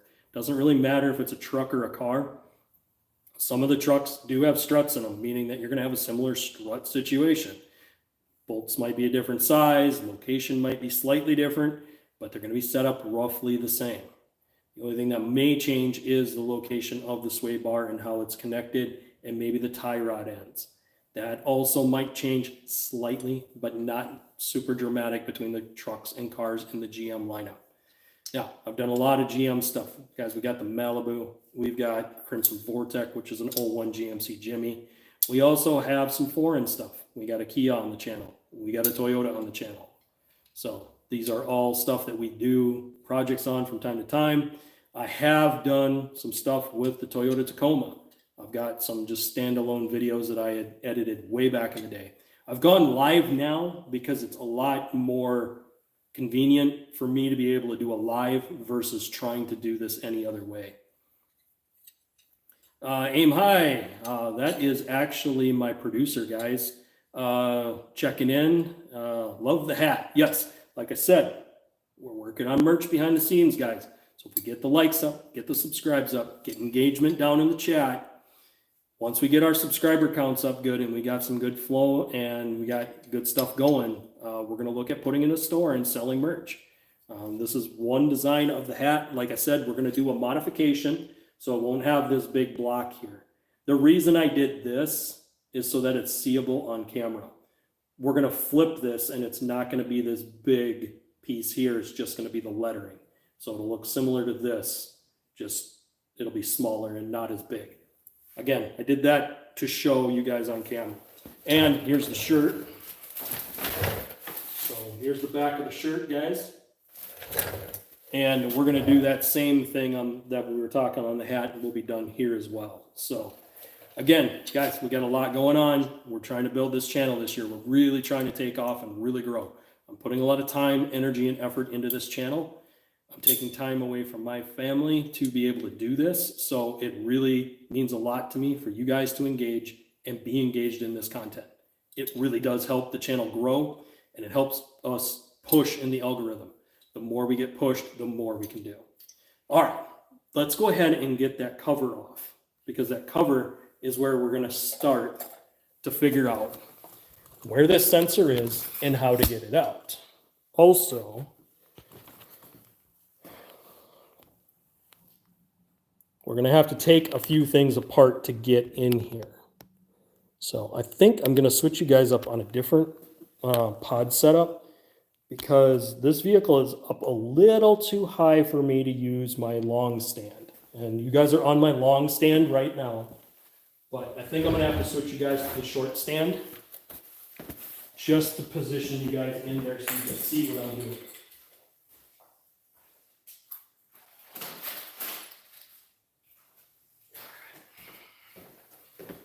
So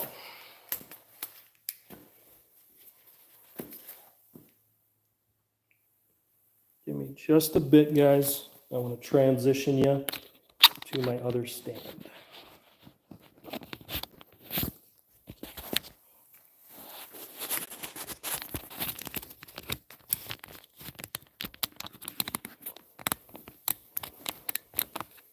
All right, we're on the other stand.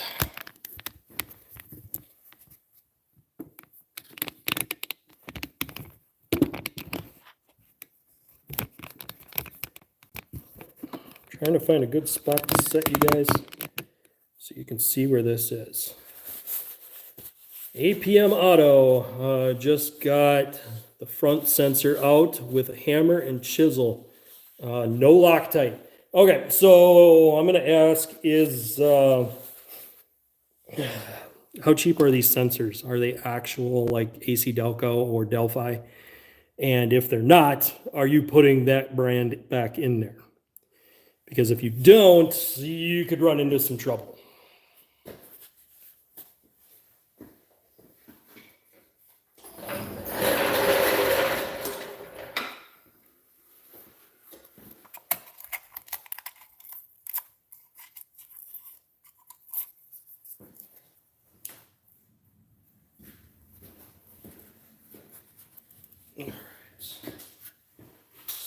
positioning a few things around here for you guys. There's one thing I'm going to do. Normally this isn't a thing I'd like to do, but I'm noticing a little bit of noise on the new strut. Sometimes this happens with new struts.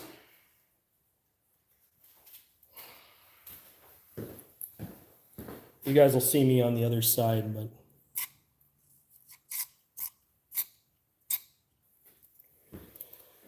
all right, sometimes new struts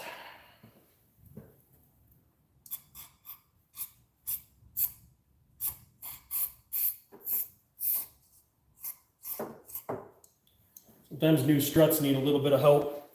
So I try to use a little bit of lubrication in the strut on the top of the tower for the bearing. I don't overdo it. I don't want it running all over the place.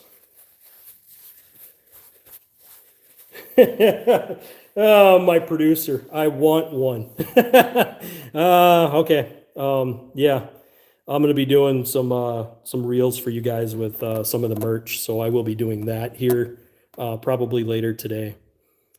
Kept the valley cover on. I'm unsure what was in, but I'm putting in what appears to be OG AC Delco. Copyright package is 1995, so I hope they are legit. Yeah, hopefully they haven't been sitting on a shelf for forever and a day. That's going to be my thought on that.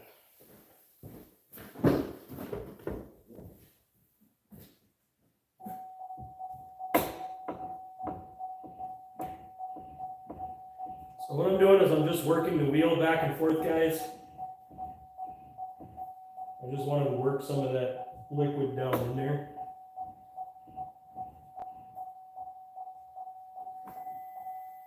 Okay, we're done with that.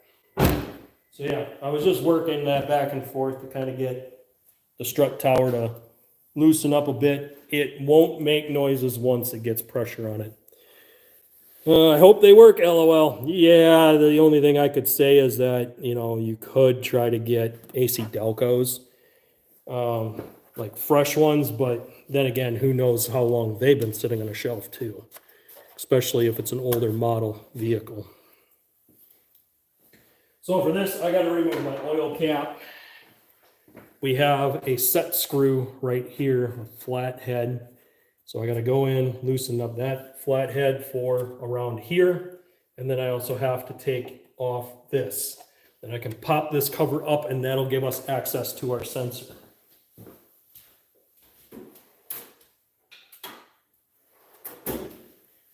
So again, use a flat screwdriver. And I just come in here.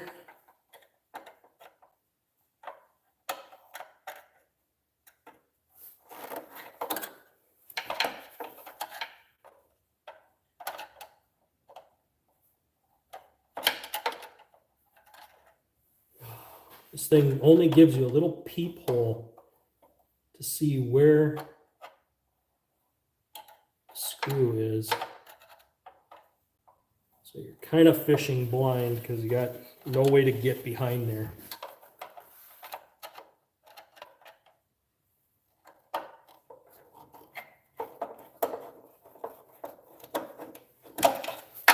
Okay, got that. I'm going to take this side off. Okay.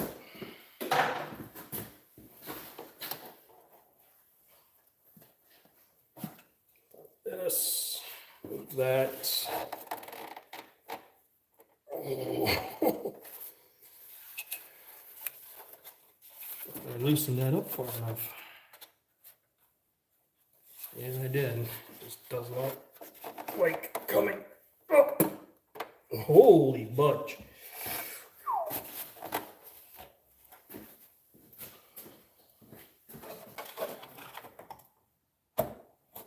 There we go.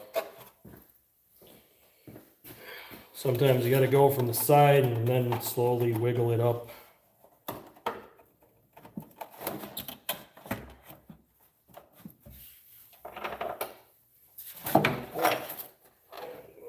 this off of here and out of the way. So this is why this didn't want to come off very good, because this is supposed to stay on the cover, which is fine. I will put it back there.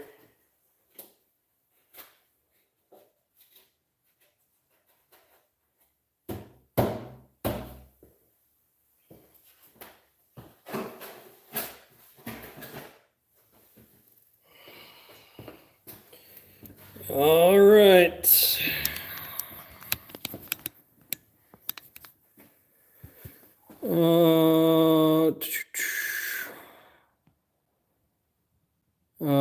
It has a GM part number. I could probably do a quick search to see if it's an OG or a counterfeit. Usually if it has that and it's in a Delphi or an AC Delco box, you're usually good. Hopefully I have good luck with the second. Thought I would tune in and let you know. Though in got lucky and it worked, LOL. Hopefully your strut job goes smooth also. Thank you, APM Auto. Thank you very much for tuning in and becoming part of our mod squad. Thank you so much. What else do you have to do on it? Just to give you guys a tune-up, we're going to go ahead and replace this sensor today. We're going to get everything put back together in the covers. We have this entire front bumper to put back together. It's laying back there, painted. It is an eBay bumper, and it is going on with all new grill pieces. I have all the grill pieces here. So the only thing left is to put this back together. Now, I can't go and put my tires back on because we got wheel liner to put in on this side, and I need new tires on it. So our tires are shot. So we will be doing a tire video yet. There's a lot of content I'll be bringing you guys over the next couple weeks. Again, like I said, I was trying to get this vehicle ready for a road trip that I have coming up in a little bit, not too long or too far out. But if I don't think I'm going to be able to do it and get it done the way I like it to, then I'm not going to rush this project, guys. I'm going to take our time and we're going to do this right. I have other vehicles I could take on the road trip. The frustration is I kind of wanted to take this because I knew that it was better on fuel mileage. And I knew the shape of this one once I get it done. But I don't think I'm going to have the time to get it where I need it before we got to go. All right, I'm trying to get this set up so you guys have a good angle here.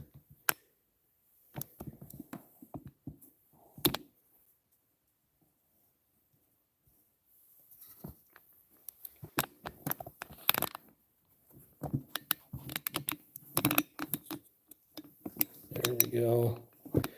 All right, so the only thing that's going to kind of be in the way of this sensor for you guys is going to be this plastic line. This is a hard plastic line. I can't press this line. I may have to just disconnect this one because this is part of the evap system. If I break this in any way, I'm going to have to fix it. And that line is not fun to fix.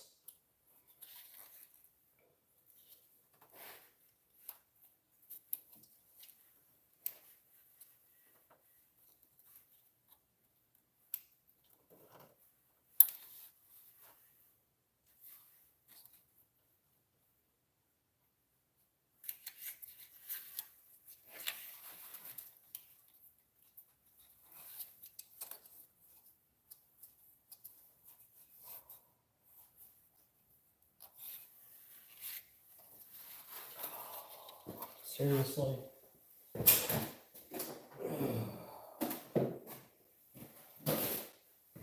All right. I'm officially not like GM after this. Yeah, you rotten bastards, you. Okay.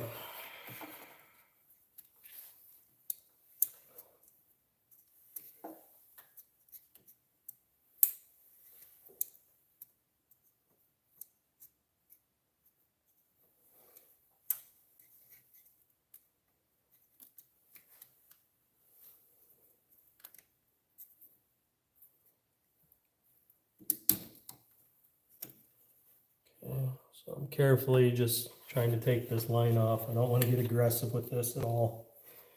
These plastic pieces are very delicate.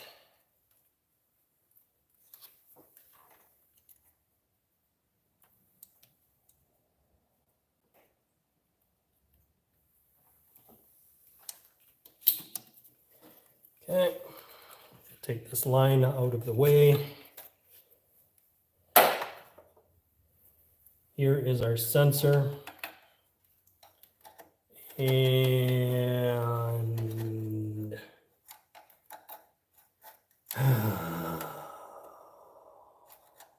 fudge.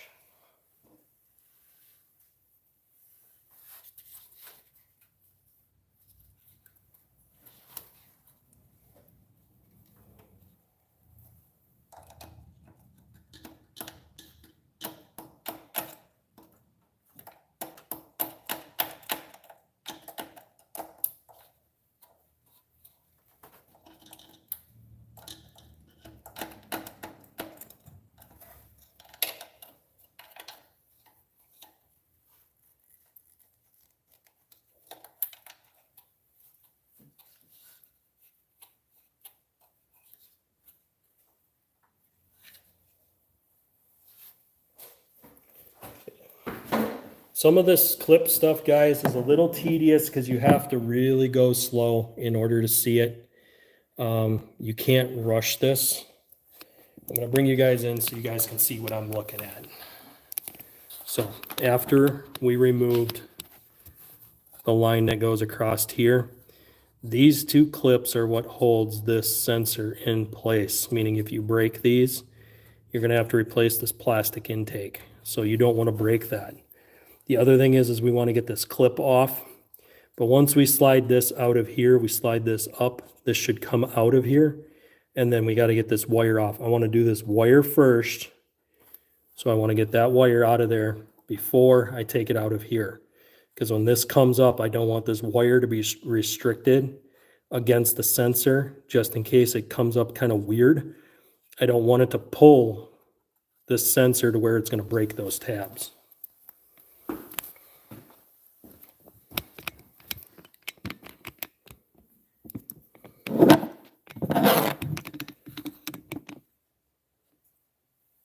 All right, guys, hit that like button.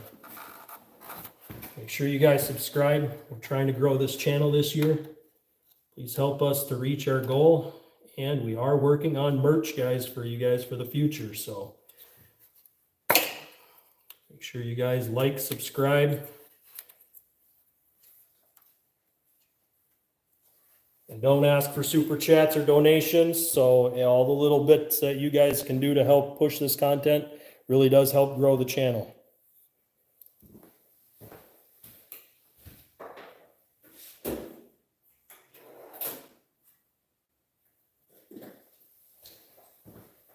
All right, so we're going to use a needle nose, and I'm going to pinch that little clip together, and then I'm going to try to slide the sensor up carefully.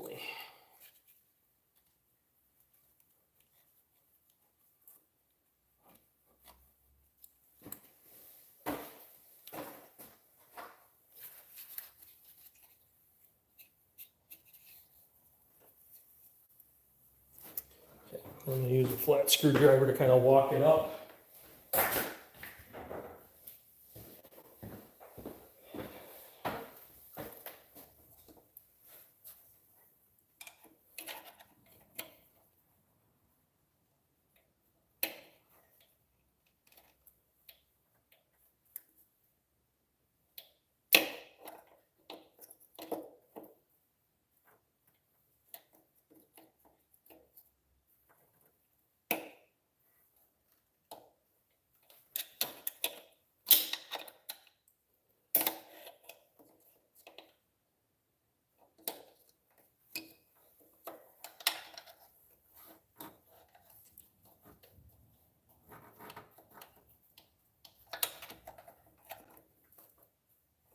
Okay, so what I'm doing is I'm just working back and forth, side to side, just trying to wiggle this sensor up.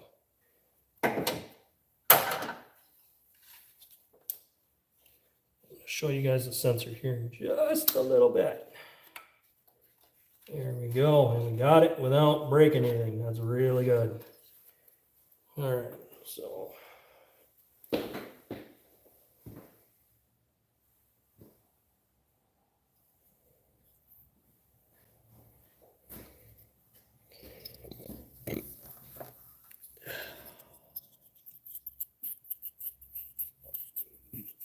guys, joke warning, and I hate that I have to do this on YouTube, but it is what it is. So joke warning. Come on, autofocus. Let's go. There's your problem right there.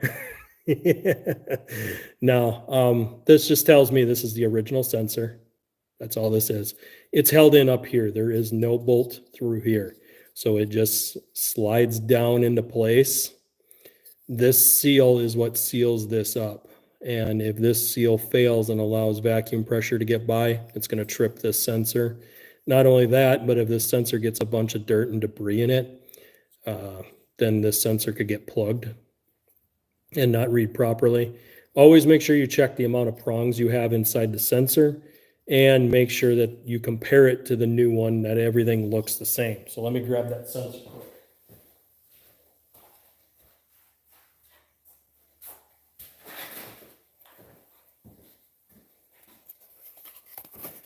Guys, when I tell you to buy OEM parts, this is what I'm talking about. This is a Delphi technology. Delphi is the recommended replacement for GM parts on vehicles. Motorcraft would be for Ford and Dodge and Jeep. Yeah, I'd rather not comment. You guys know. I've already talked about Dodge and Jeep and their issues and their massive recalls and their problems. And yeah, that's been a whole nother topic. So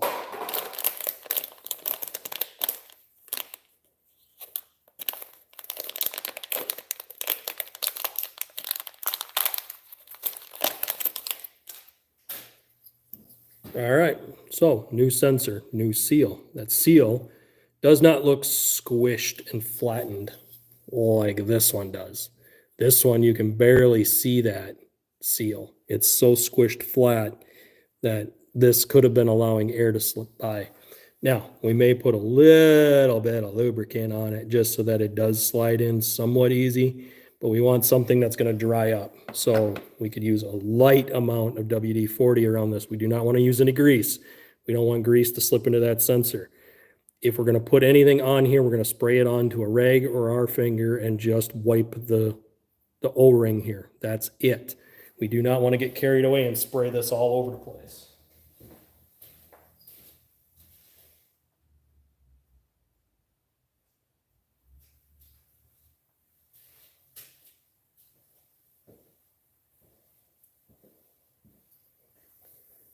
So I added just a little bit of lubricant. You see how shiny it is? I put it on my finger and then just rubbed the O-ring.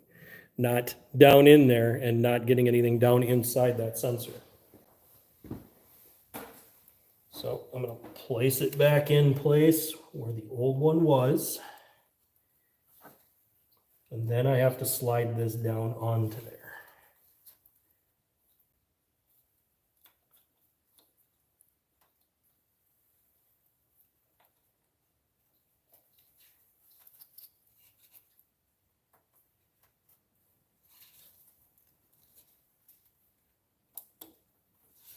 Okay.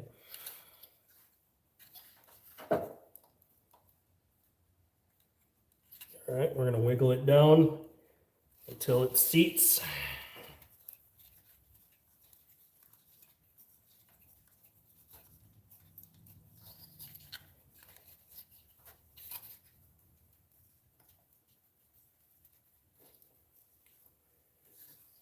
Okay, seated flush down in there. We're going to clip our wire on, just like so. Next, we can put our hose back on.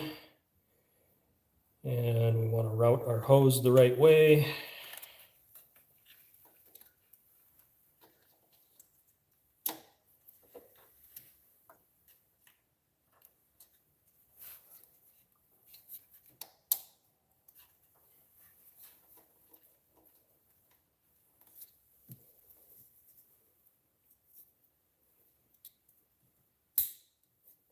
Okay, that's on there. That one's on there. All right, we're gonna wiggle this because this is a vapor line, meaning that it'll have gas vapor there. So you want to make sure that it's on there the way it's supposed to be. This is going to be a pain to access with the cover on. So we want to make sure that we've got it on there before we get too carried away.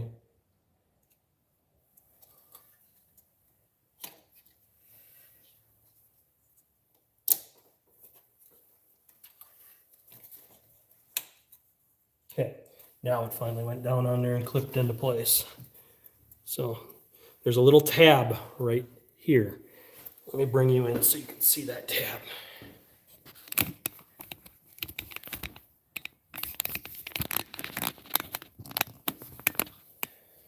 Okay, so tiny little tab right above my fingernail. That tiny tab needs to be all the way back. If it sits on the edge here, you're going to get an emission code for a small leak. So make sure that that tab is all the way up and that it's pressed in, and you push up on that tab to make sure that it fully clicks into place. That's super important on that one.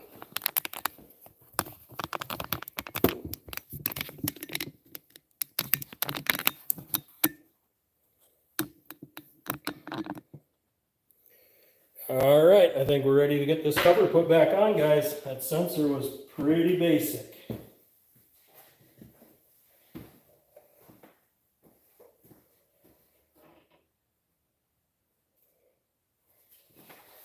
Okay.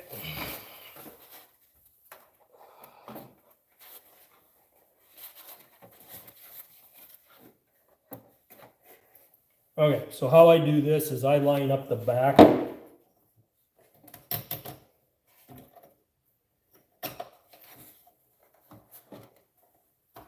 And then I start setting things down.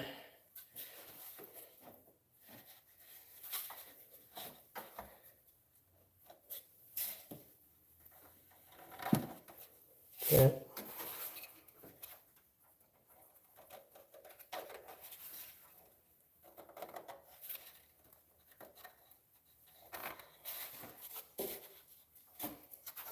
Try to line up as much as I can before I start pressing anything down into place.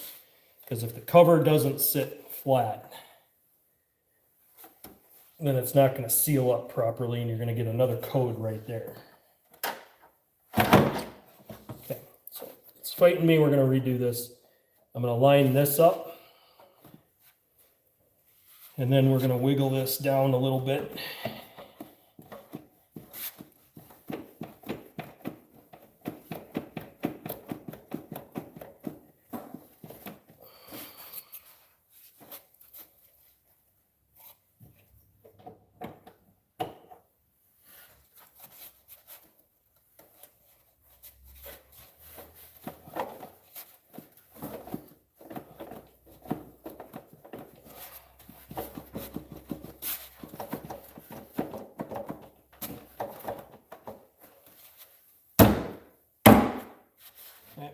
I want to make sure that that's snapped into place. And I want to make sure that I'm down on my throttle body all the way. There's a few places you can reach in on the front and from the side here, just to feel if it's bottomed out where it's supposed to be. I also want to double check my hose is on my air box. Once I have that, I can start tightening up my clamps.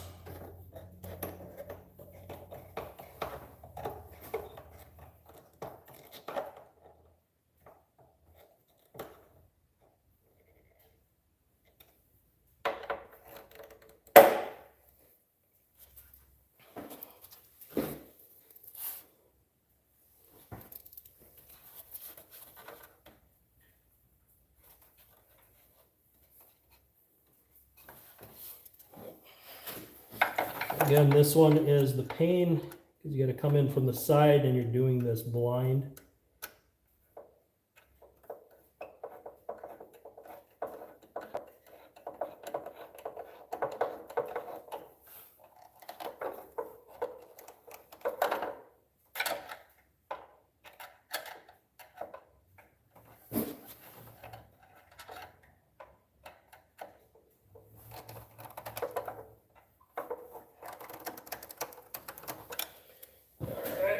cap.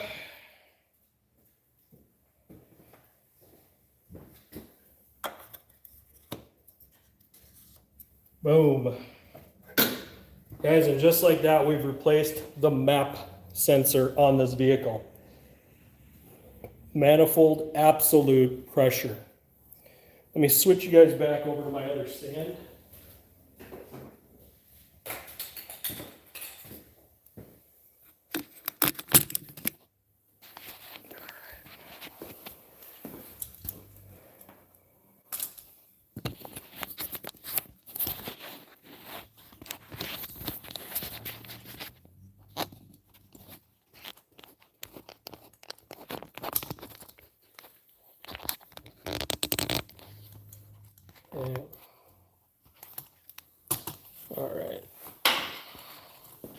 All right, got you guys back on the other stand here. Just give me a second.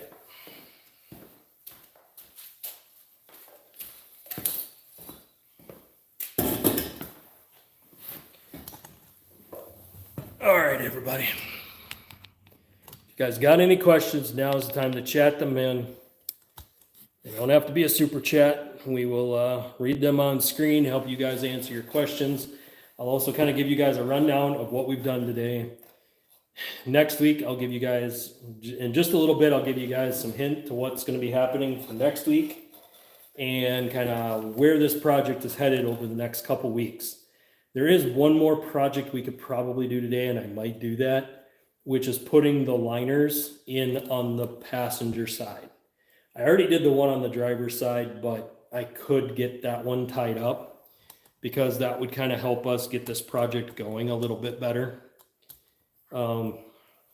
Again, I'm trying to get this thing done as quickly as possible because we may take this on a road trip.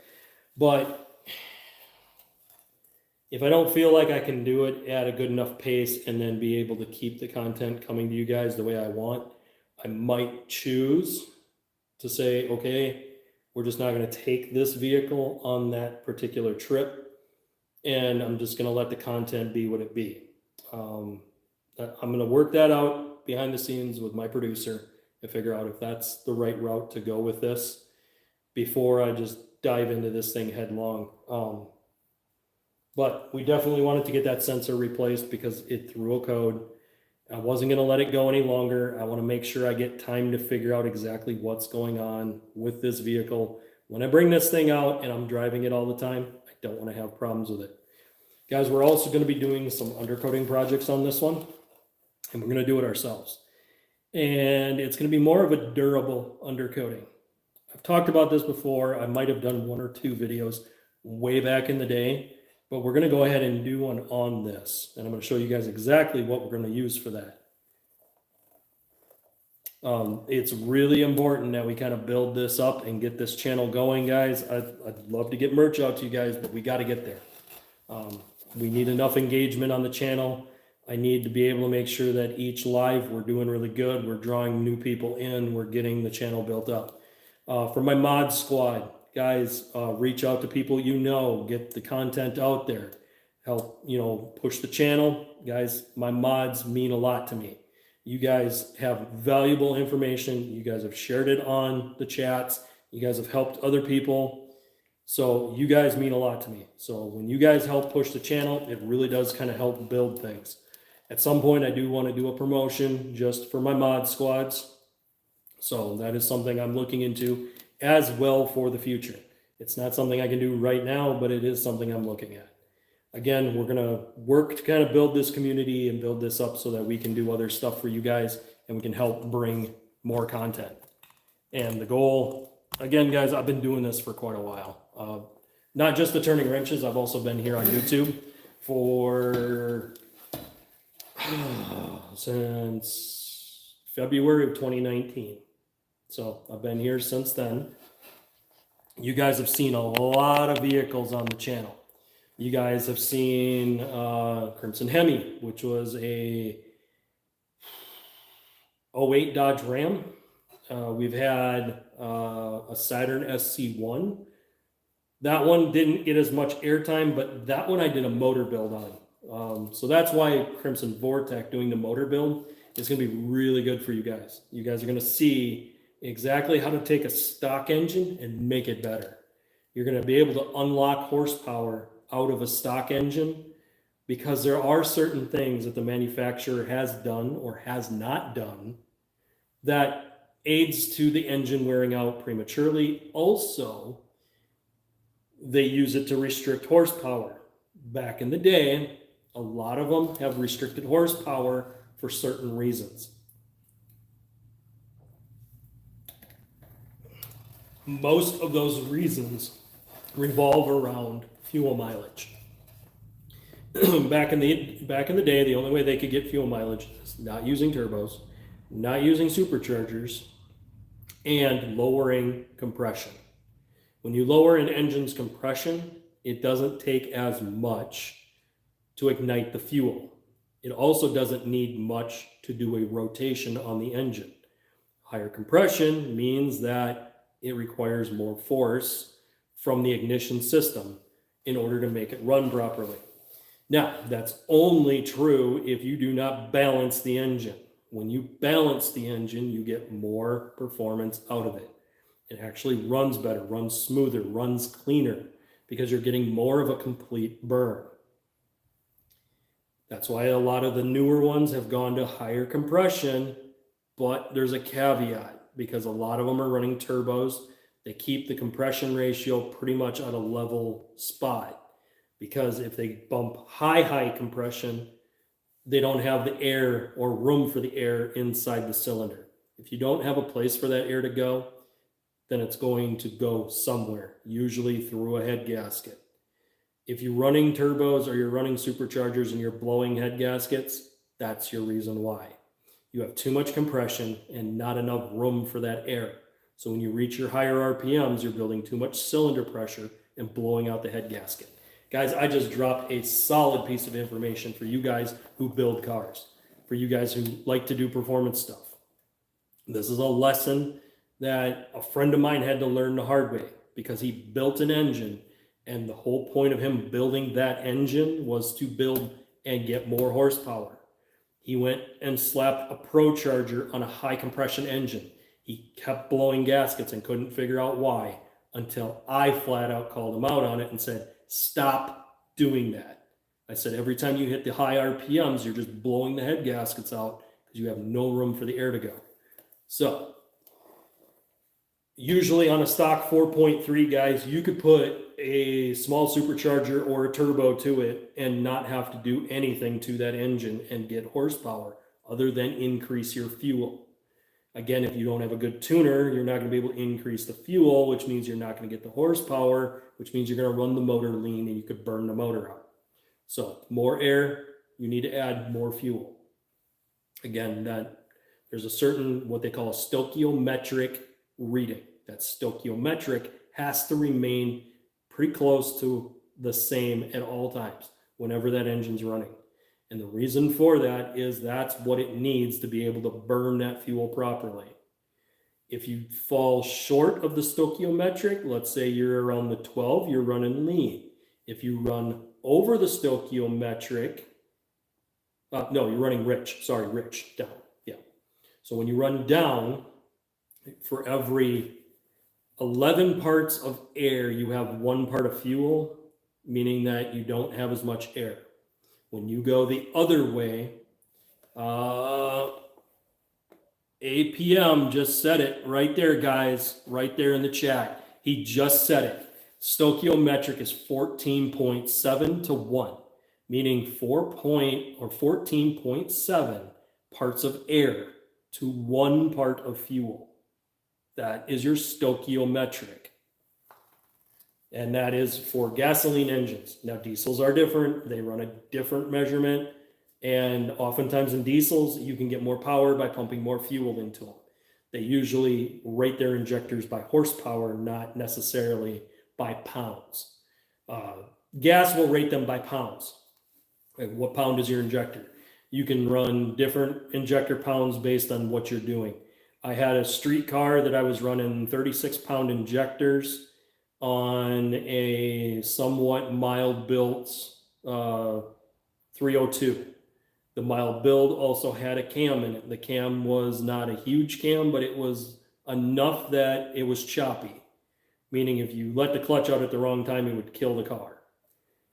So it was decent build for a street project, but again, you need to remain near that stoichiometric.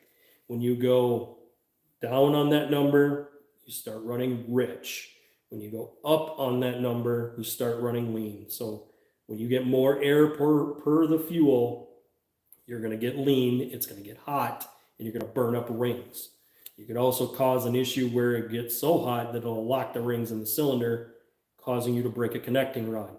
Usually this causes massive engine failure. Now the reason why people would want to go lean is you can get more power out of it. That power comes at a cost. It's a short-term gain, and oftentimes it doesn't work out. In the long term, it just does damage to the engine, and if you're not tearing it down all the time to fix it, then it's not going to be beneficial. You'll notice on race cars, they'll tear them down between rounds on top fuel. It's because they're running them lean on purpose to get more power out of them. Again, they're pushing like 10,000 horsepower out of an engine.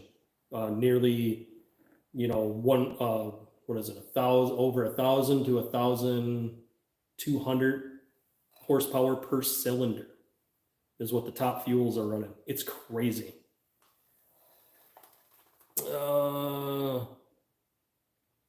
36 pounds per hour. The injectors would have been good to about 576 horsepower. Yeah, they were good for a lot of horsepower. I was near the 4.25 range with that car. Yeah, it was a little much, but I also had my fuel pressure regulator dialed back a bit, so I was able to kind of compensate that horsepower difference in the injector. But it did not run lean, and it actually ran slightly rich. Like you were saying, those injectors would have made it slightly rich, but at the same time, when I went under full throttle, I did not have any throttle lag. It instantly picked up and took off, and it carried that all the way through the RPM range, where if you don't have that, you can notice dead spots in your RPM range. You'll notice spots where it'll just hover, or it won't feel like it'll get through until it gets to a certain point, and then it feels like it pulls a little harder.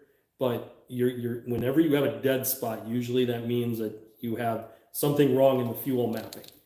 Again, it all comes down to the whole system working together. There's many times I'd rather be slightly rich than slightly lean. And again, if you have to change your oil more often, because that does get pushed down into your cylinder, down the cylinder walls into the oil. If you get too much gasoline down there, or you wash down a cylinder, you're going to be tearing the motor apart. So again, consult somebody who does this. Make sure you do your math. Make sure you've done everything that you can possibly do when you're doing an engine build. Make sure the numbers jive, because if they're off, it's not going to work. Don't just huck parts at a project thinking you're going to make it faster.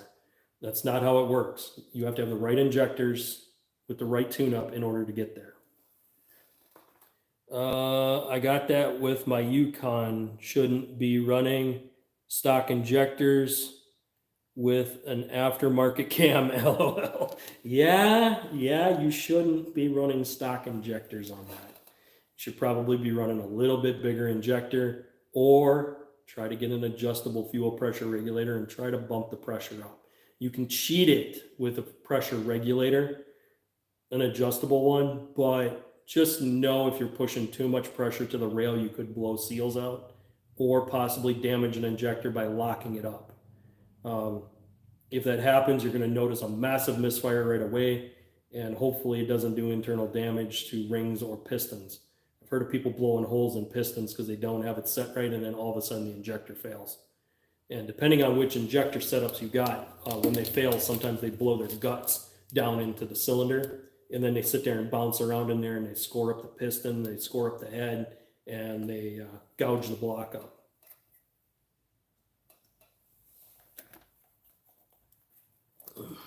I think it has 25-pound injectors in my truck. a good friend that gives me a deal on a Trailblazer SS intake with 50-pound 50-pound injectors and bigger throttle body for 100. He also hydro dipped. Sounds like a really bad day.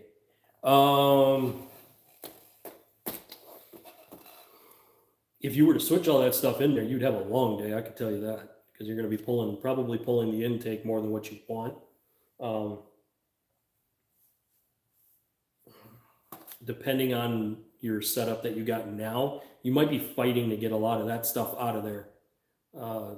When injectors sit in there for a long time, sometimes you got to take the intake off to clean down in there in order to clean those up before you can put the whole setup back together, and then you're putting new gaskets and everything. If you could map that out, that might be a good way to go, especially since you're running an aftermarket cam. That might be the right setup right there. You might actually need to just bump it up to the 50. A lot of work though, but it could be worth it if you have a spot sticking in your throttle body. Like if you notice that it just falls flat on its face or it doesn't pick up, that might be a good thing to do. Good deal, but a long day of work. Yep. Been there many times. Yeah. We've had it to where we've swapped injectors on a Mustang, and it was a pain to do, but the worst part is when you're at the dyno and you got to do that, because when you're at the dyno, you're paying for dyno time.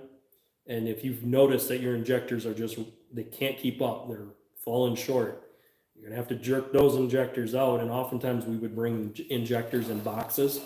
So we would have a couple of different kinds, but once we got it for a street application, we didn't change it after that. Once they were set, they were set. But yeah, the dyno time sucked. It was just a pain. And anybody that knows the Fox body Mustangs, the computers are horrible. You cannot really get a good tune on a Fox body computer. They're old school. They were barely functioning to run an injector setup. Oftentimes guys switch to an EFI live setup because it's more tunable.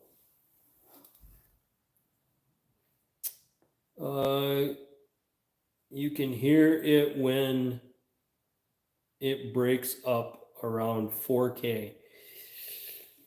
Ooh, if it's breaking up around 4K, you're going to want to get those injectors in there quick. The reason why is you're probably running out of fuel, meaning that you could potentially be doing damage to the cylinders just because of the fact that you're running so lean on fuel at that point that you're actually starting to run hot and you're starting to run lean. So I would definitely look at that setup and start planning long term and try to keep the RPMs down until you can get those swapped out, because otherwise you could do some massive internal engine damage. And you know, we think injectors are a long day, pulling an engine's an even longer day. And I'm not looking forward to doing the engine in Crimson Vortec. Guys, that 01 GMC Jimmy pulling that motor is going to be a pain. It's very tight to the firewall, and 2 bolts, you actually have to kind of pull back the carpet and cut the floor in order to get access to the top 2 bolts on the bell housing. So I'm not looking forward to that project, but it'll be really good content, guys. It really will. I usually keep my RPMs low. Yeah, I would too, especially if it's cutting out. Lucky the 6.0 has a lot of torque. Don't need much of a top end. yeah, you don't need much of a top end when you got, you know, plenty of torque at your disposal. That really does make a big difference. Bell housing bolts can be a pain. Yeah, mine are. Crimson Vortec is going to be a nightmare, guys, when we go to do that one. It really is. It's going to be an absolute dogfight to get those out of there. When we go to pull that motor and possibly take the transmission down, I'm going to fight it to get it out. And I'm not looking forward to that project, but when it's done, That truck will be bulletproof. There's nothing it will need, and I can drive it for the better part of 10 more years. The body is solid on it, even though I drive it in the winter. It came from out of state. It was, I believe, an Arizona truck, and there's no rust on it. I've undercoated it, so it's nice and solid, which is the only reason why I'm justifying putting a motor in this. Again, also, it gives us content, gives us stuff to look at, and I can show you guys how to take stock engines and build horsepower with them.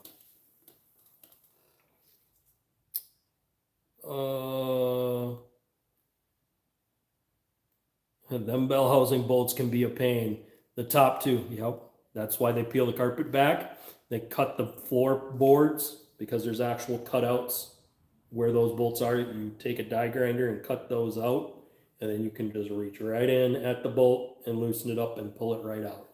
That's the easiest way to do those on those trucks. But you're taking a lot of stuff apart. And mine's got the center console shifter, not the column shifter.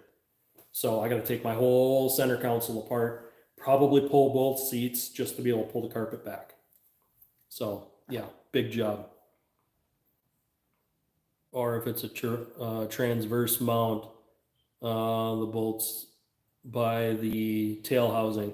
Yeah, usually transverse engines like these, you have a harder time with your exhaust manifold because usually the exhaust manifold is in back against the firewall. If you ever have a cracked manifold and you need to get back there, it's a fight. Especially even if you've got everything kind of cleared out of the way, it still is a bear of a job trying to do an exhaust manifold on a transverse. There was only one that was halfway decent, but then the intake was bad. And that was on that Saturn SC1 that I had. Exhaust came down the front. Intake manifold was up the back. So the intake manifold on that one happened to be just an absolute nightmare. And I actually did a gapping on that one. So I took the gasket, measured it out, marked it where that gasket was, and then I drilled out the holes. And as I drilled out the holes, I opened them up to where they would flow a little bit better, because you want from the head to the intake manifold, it's better to have it slightly bigger than it is the head, because it'll have a scavenging effect. That works on the exhaust side. On the intake side, you got to do it opposite. So you need your intake runners to be slightly smaller than the head, so that as that air comes out of the intake manifold, it has a scavenging effect as it comes around. Now, some people will gap that out to give it the most air it possibly can, but you don't want to have it to where it's not at least flush on an intake setup. Exhaust, on the other hand, you can open exhaust as wide as you want to go, because it'll give you a scavenging effect as it comes off of the head. Even taking off a front mount. Bringing the engine forward sometimes can work, but still a tight fit by firewall. Yeah. Oftentimes people will take that front motor mount loose and then they can rock the motor forward or back. I don't like doing that because you have to support that engine, and if you don't have a cherry picker or engine hoist to hold that engine when you do it, you're doing it by a jack stand on an oil pan. If it falls off that jack stand or the jack, you're damaging the motor, and it just starts getting costly. That stuff starts adding up.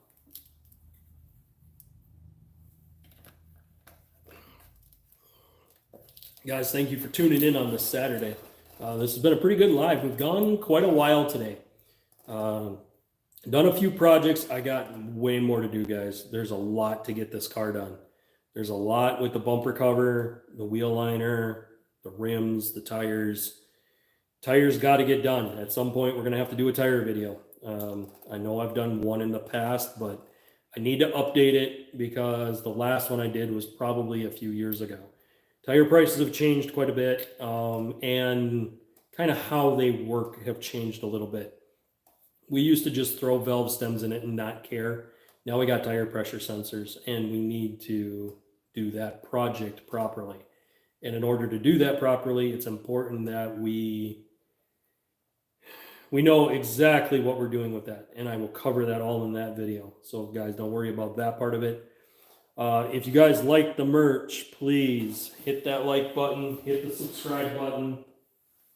We would like to get some merch out to you guys, but in order to do that, we've got to get the engagement up. We got to build the channel and get more engagement. The more engagement we get, the more we can put up a store and be able to move some of this product and be able to sell you guys some of our merch. I really do like our logo the way we got it.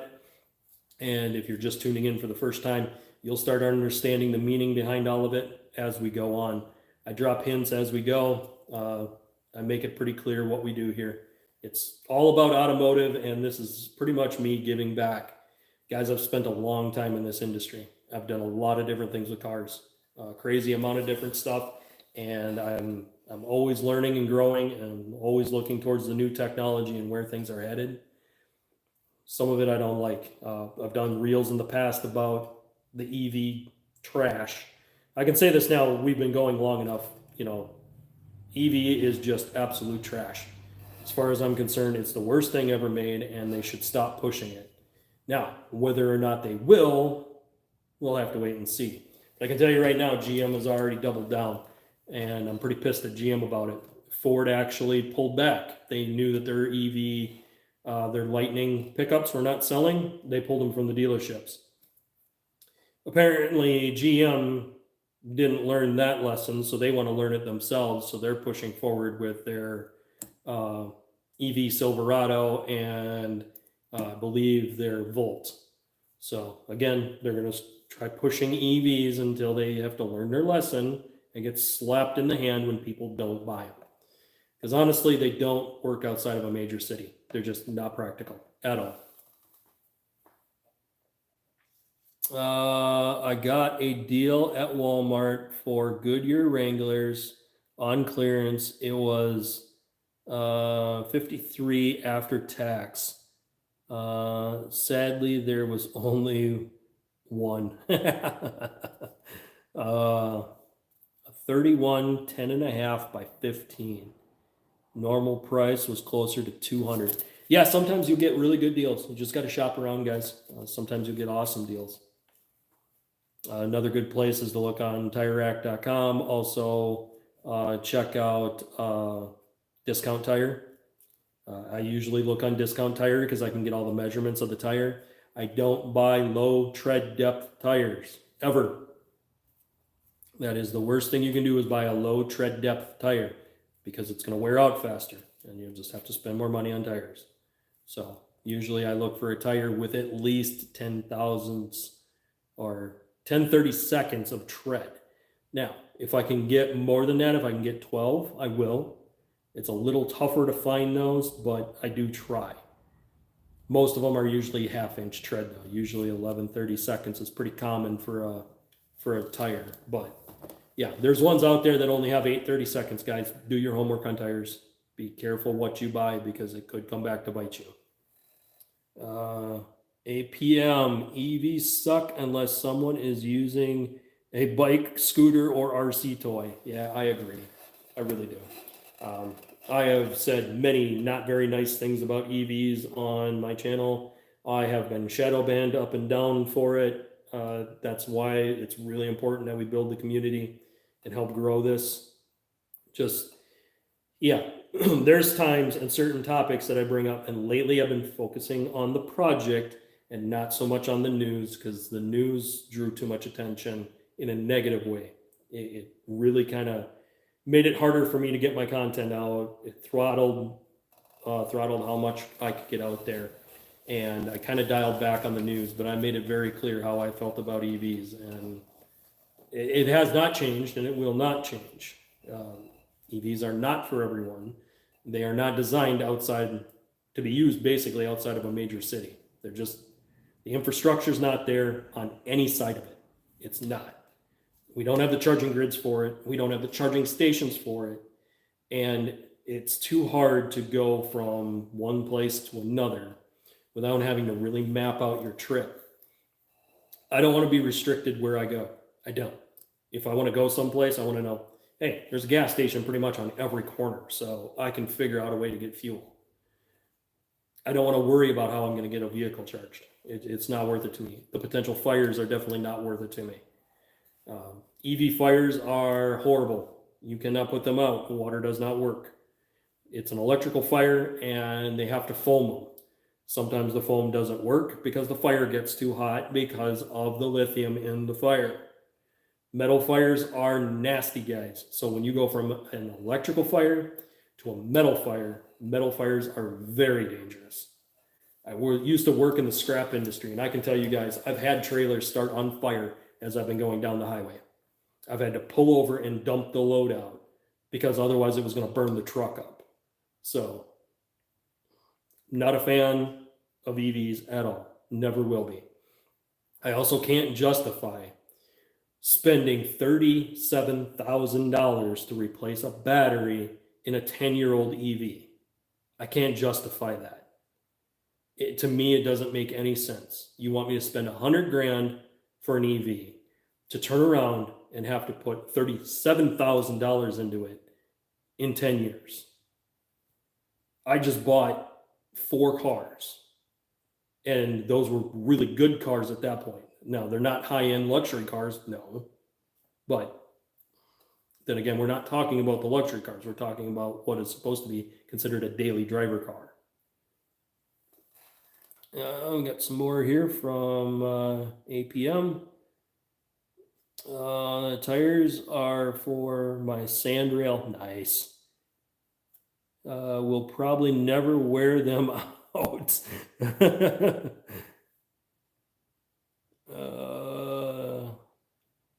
They will get old from age, I'm sure. Only one charging station in my country. APM, where are you from?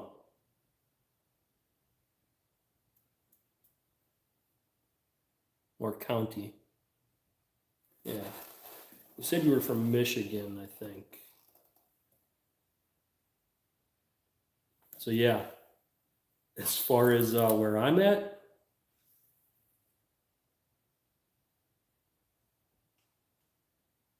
you know what? There is only one charging station in my county. The county I live in, there's only one charging station. That's it. Yeah, so it makes it really hard for anyone to want to travel.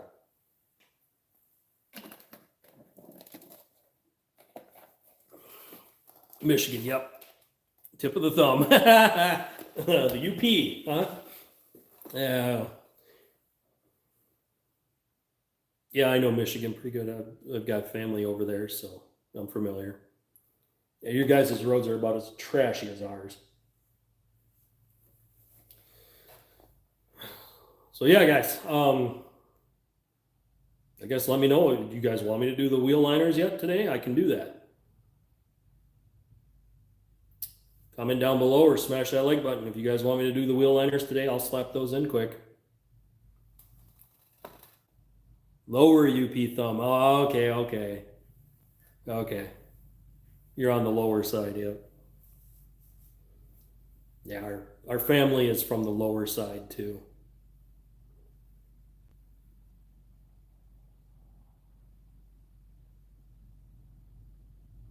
Come on, guys. We got 7 of you in here. Smash that like button, guys. We really want to build this channel and grow. Like I said, we do new topics every single week. And the only way we can make this happen is if you guys are engaging, not only in the chat, but also hitting the like button, hitting the subscribe. It really does help boost the channel and help get us out there.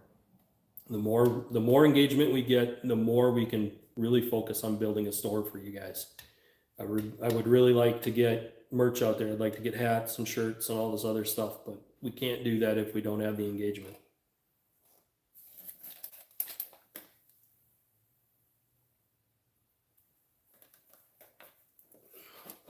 All right. Well, guys, I haven't seen too much engagement yet on the wheel liners. So I'm going to go ahead and wrap it up here today, guys. This has been almost a 3-hour stream. We've done really good. We've got some things lined up. We got some of the mechanicals done. We got some stuff going. APM. I'm near Lake Huron. Michigan has a long freshwater coastline of any state. Yeah, you guys do. You guys have a lot of water around all sides of you. Yeah, yep.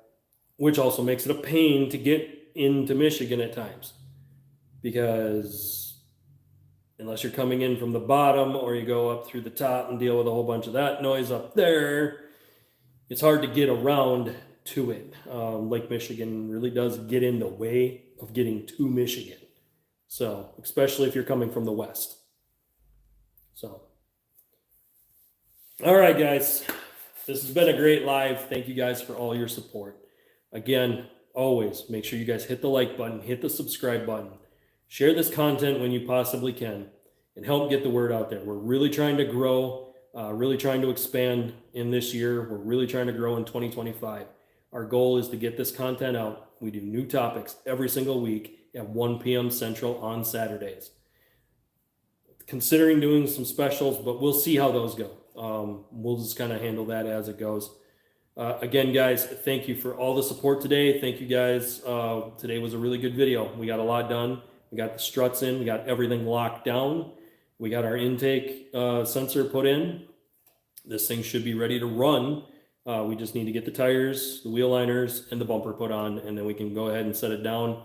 We're also going to do an undercoating project. So we've got quite a bit of content on deck for you guys in the next few weeks. And we'll see how much we can push and get this stuff done and be able to do some really good stuff and show you guys some really cool tricks. Again, we also have that motor project coming up later this year. So again, make sure you guys are liking and subscribing. It will help boost the channel. Guys, please engage in the chat. And as always, guys, before I sign out, I will try to tune in on the next stream. Thank you, PM. Make sure, PM, that you... APM, make sure you chat in as soon as you guys click in. Mods, I want to give a quick message here to you guys before I end this. Wish you luck with the next sensor, LOL. Wish me luck with the next sensor. Yes, good luck with that. I know that you're fighting those sensors. I hope they come out nice and smooth. So, message for all my mods, guys. Every time you come into my chat, make sure you guys notify me that you're here. I'd like to know when my mods are here because you guys kind of help with engagement. So by me knowing that you guys are here, then I know, okay, can I bounce certain stuff off of you guys? Can I get kind of feedback on what's going on? You guys are a crucial part of the channel. So make sure you guys chat in as soon as you guys get in. But we're going to go ahead and wrap it up today. Guys, thank you for all the support. Continue hitting the like button, the subscribe button. Ring that notification bell so you get notified when we go live. We do this every Saturday at 1 p.m. Central. And I'll see you on the next one.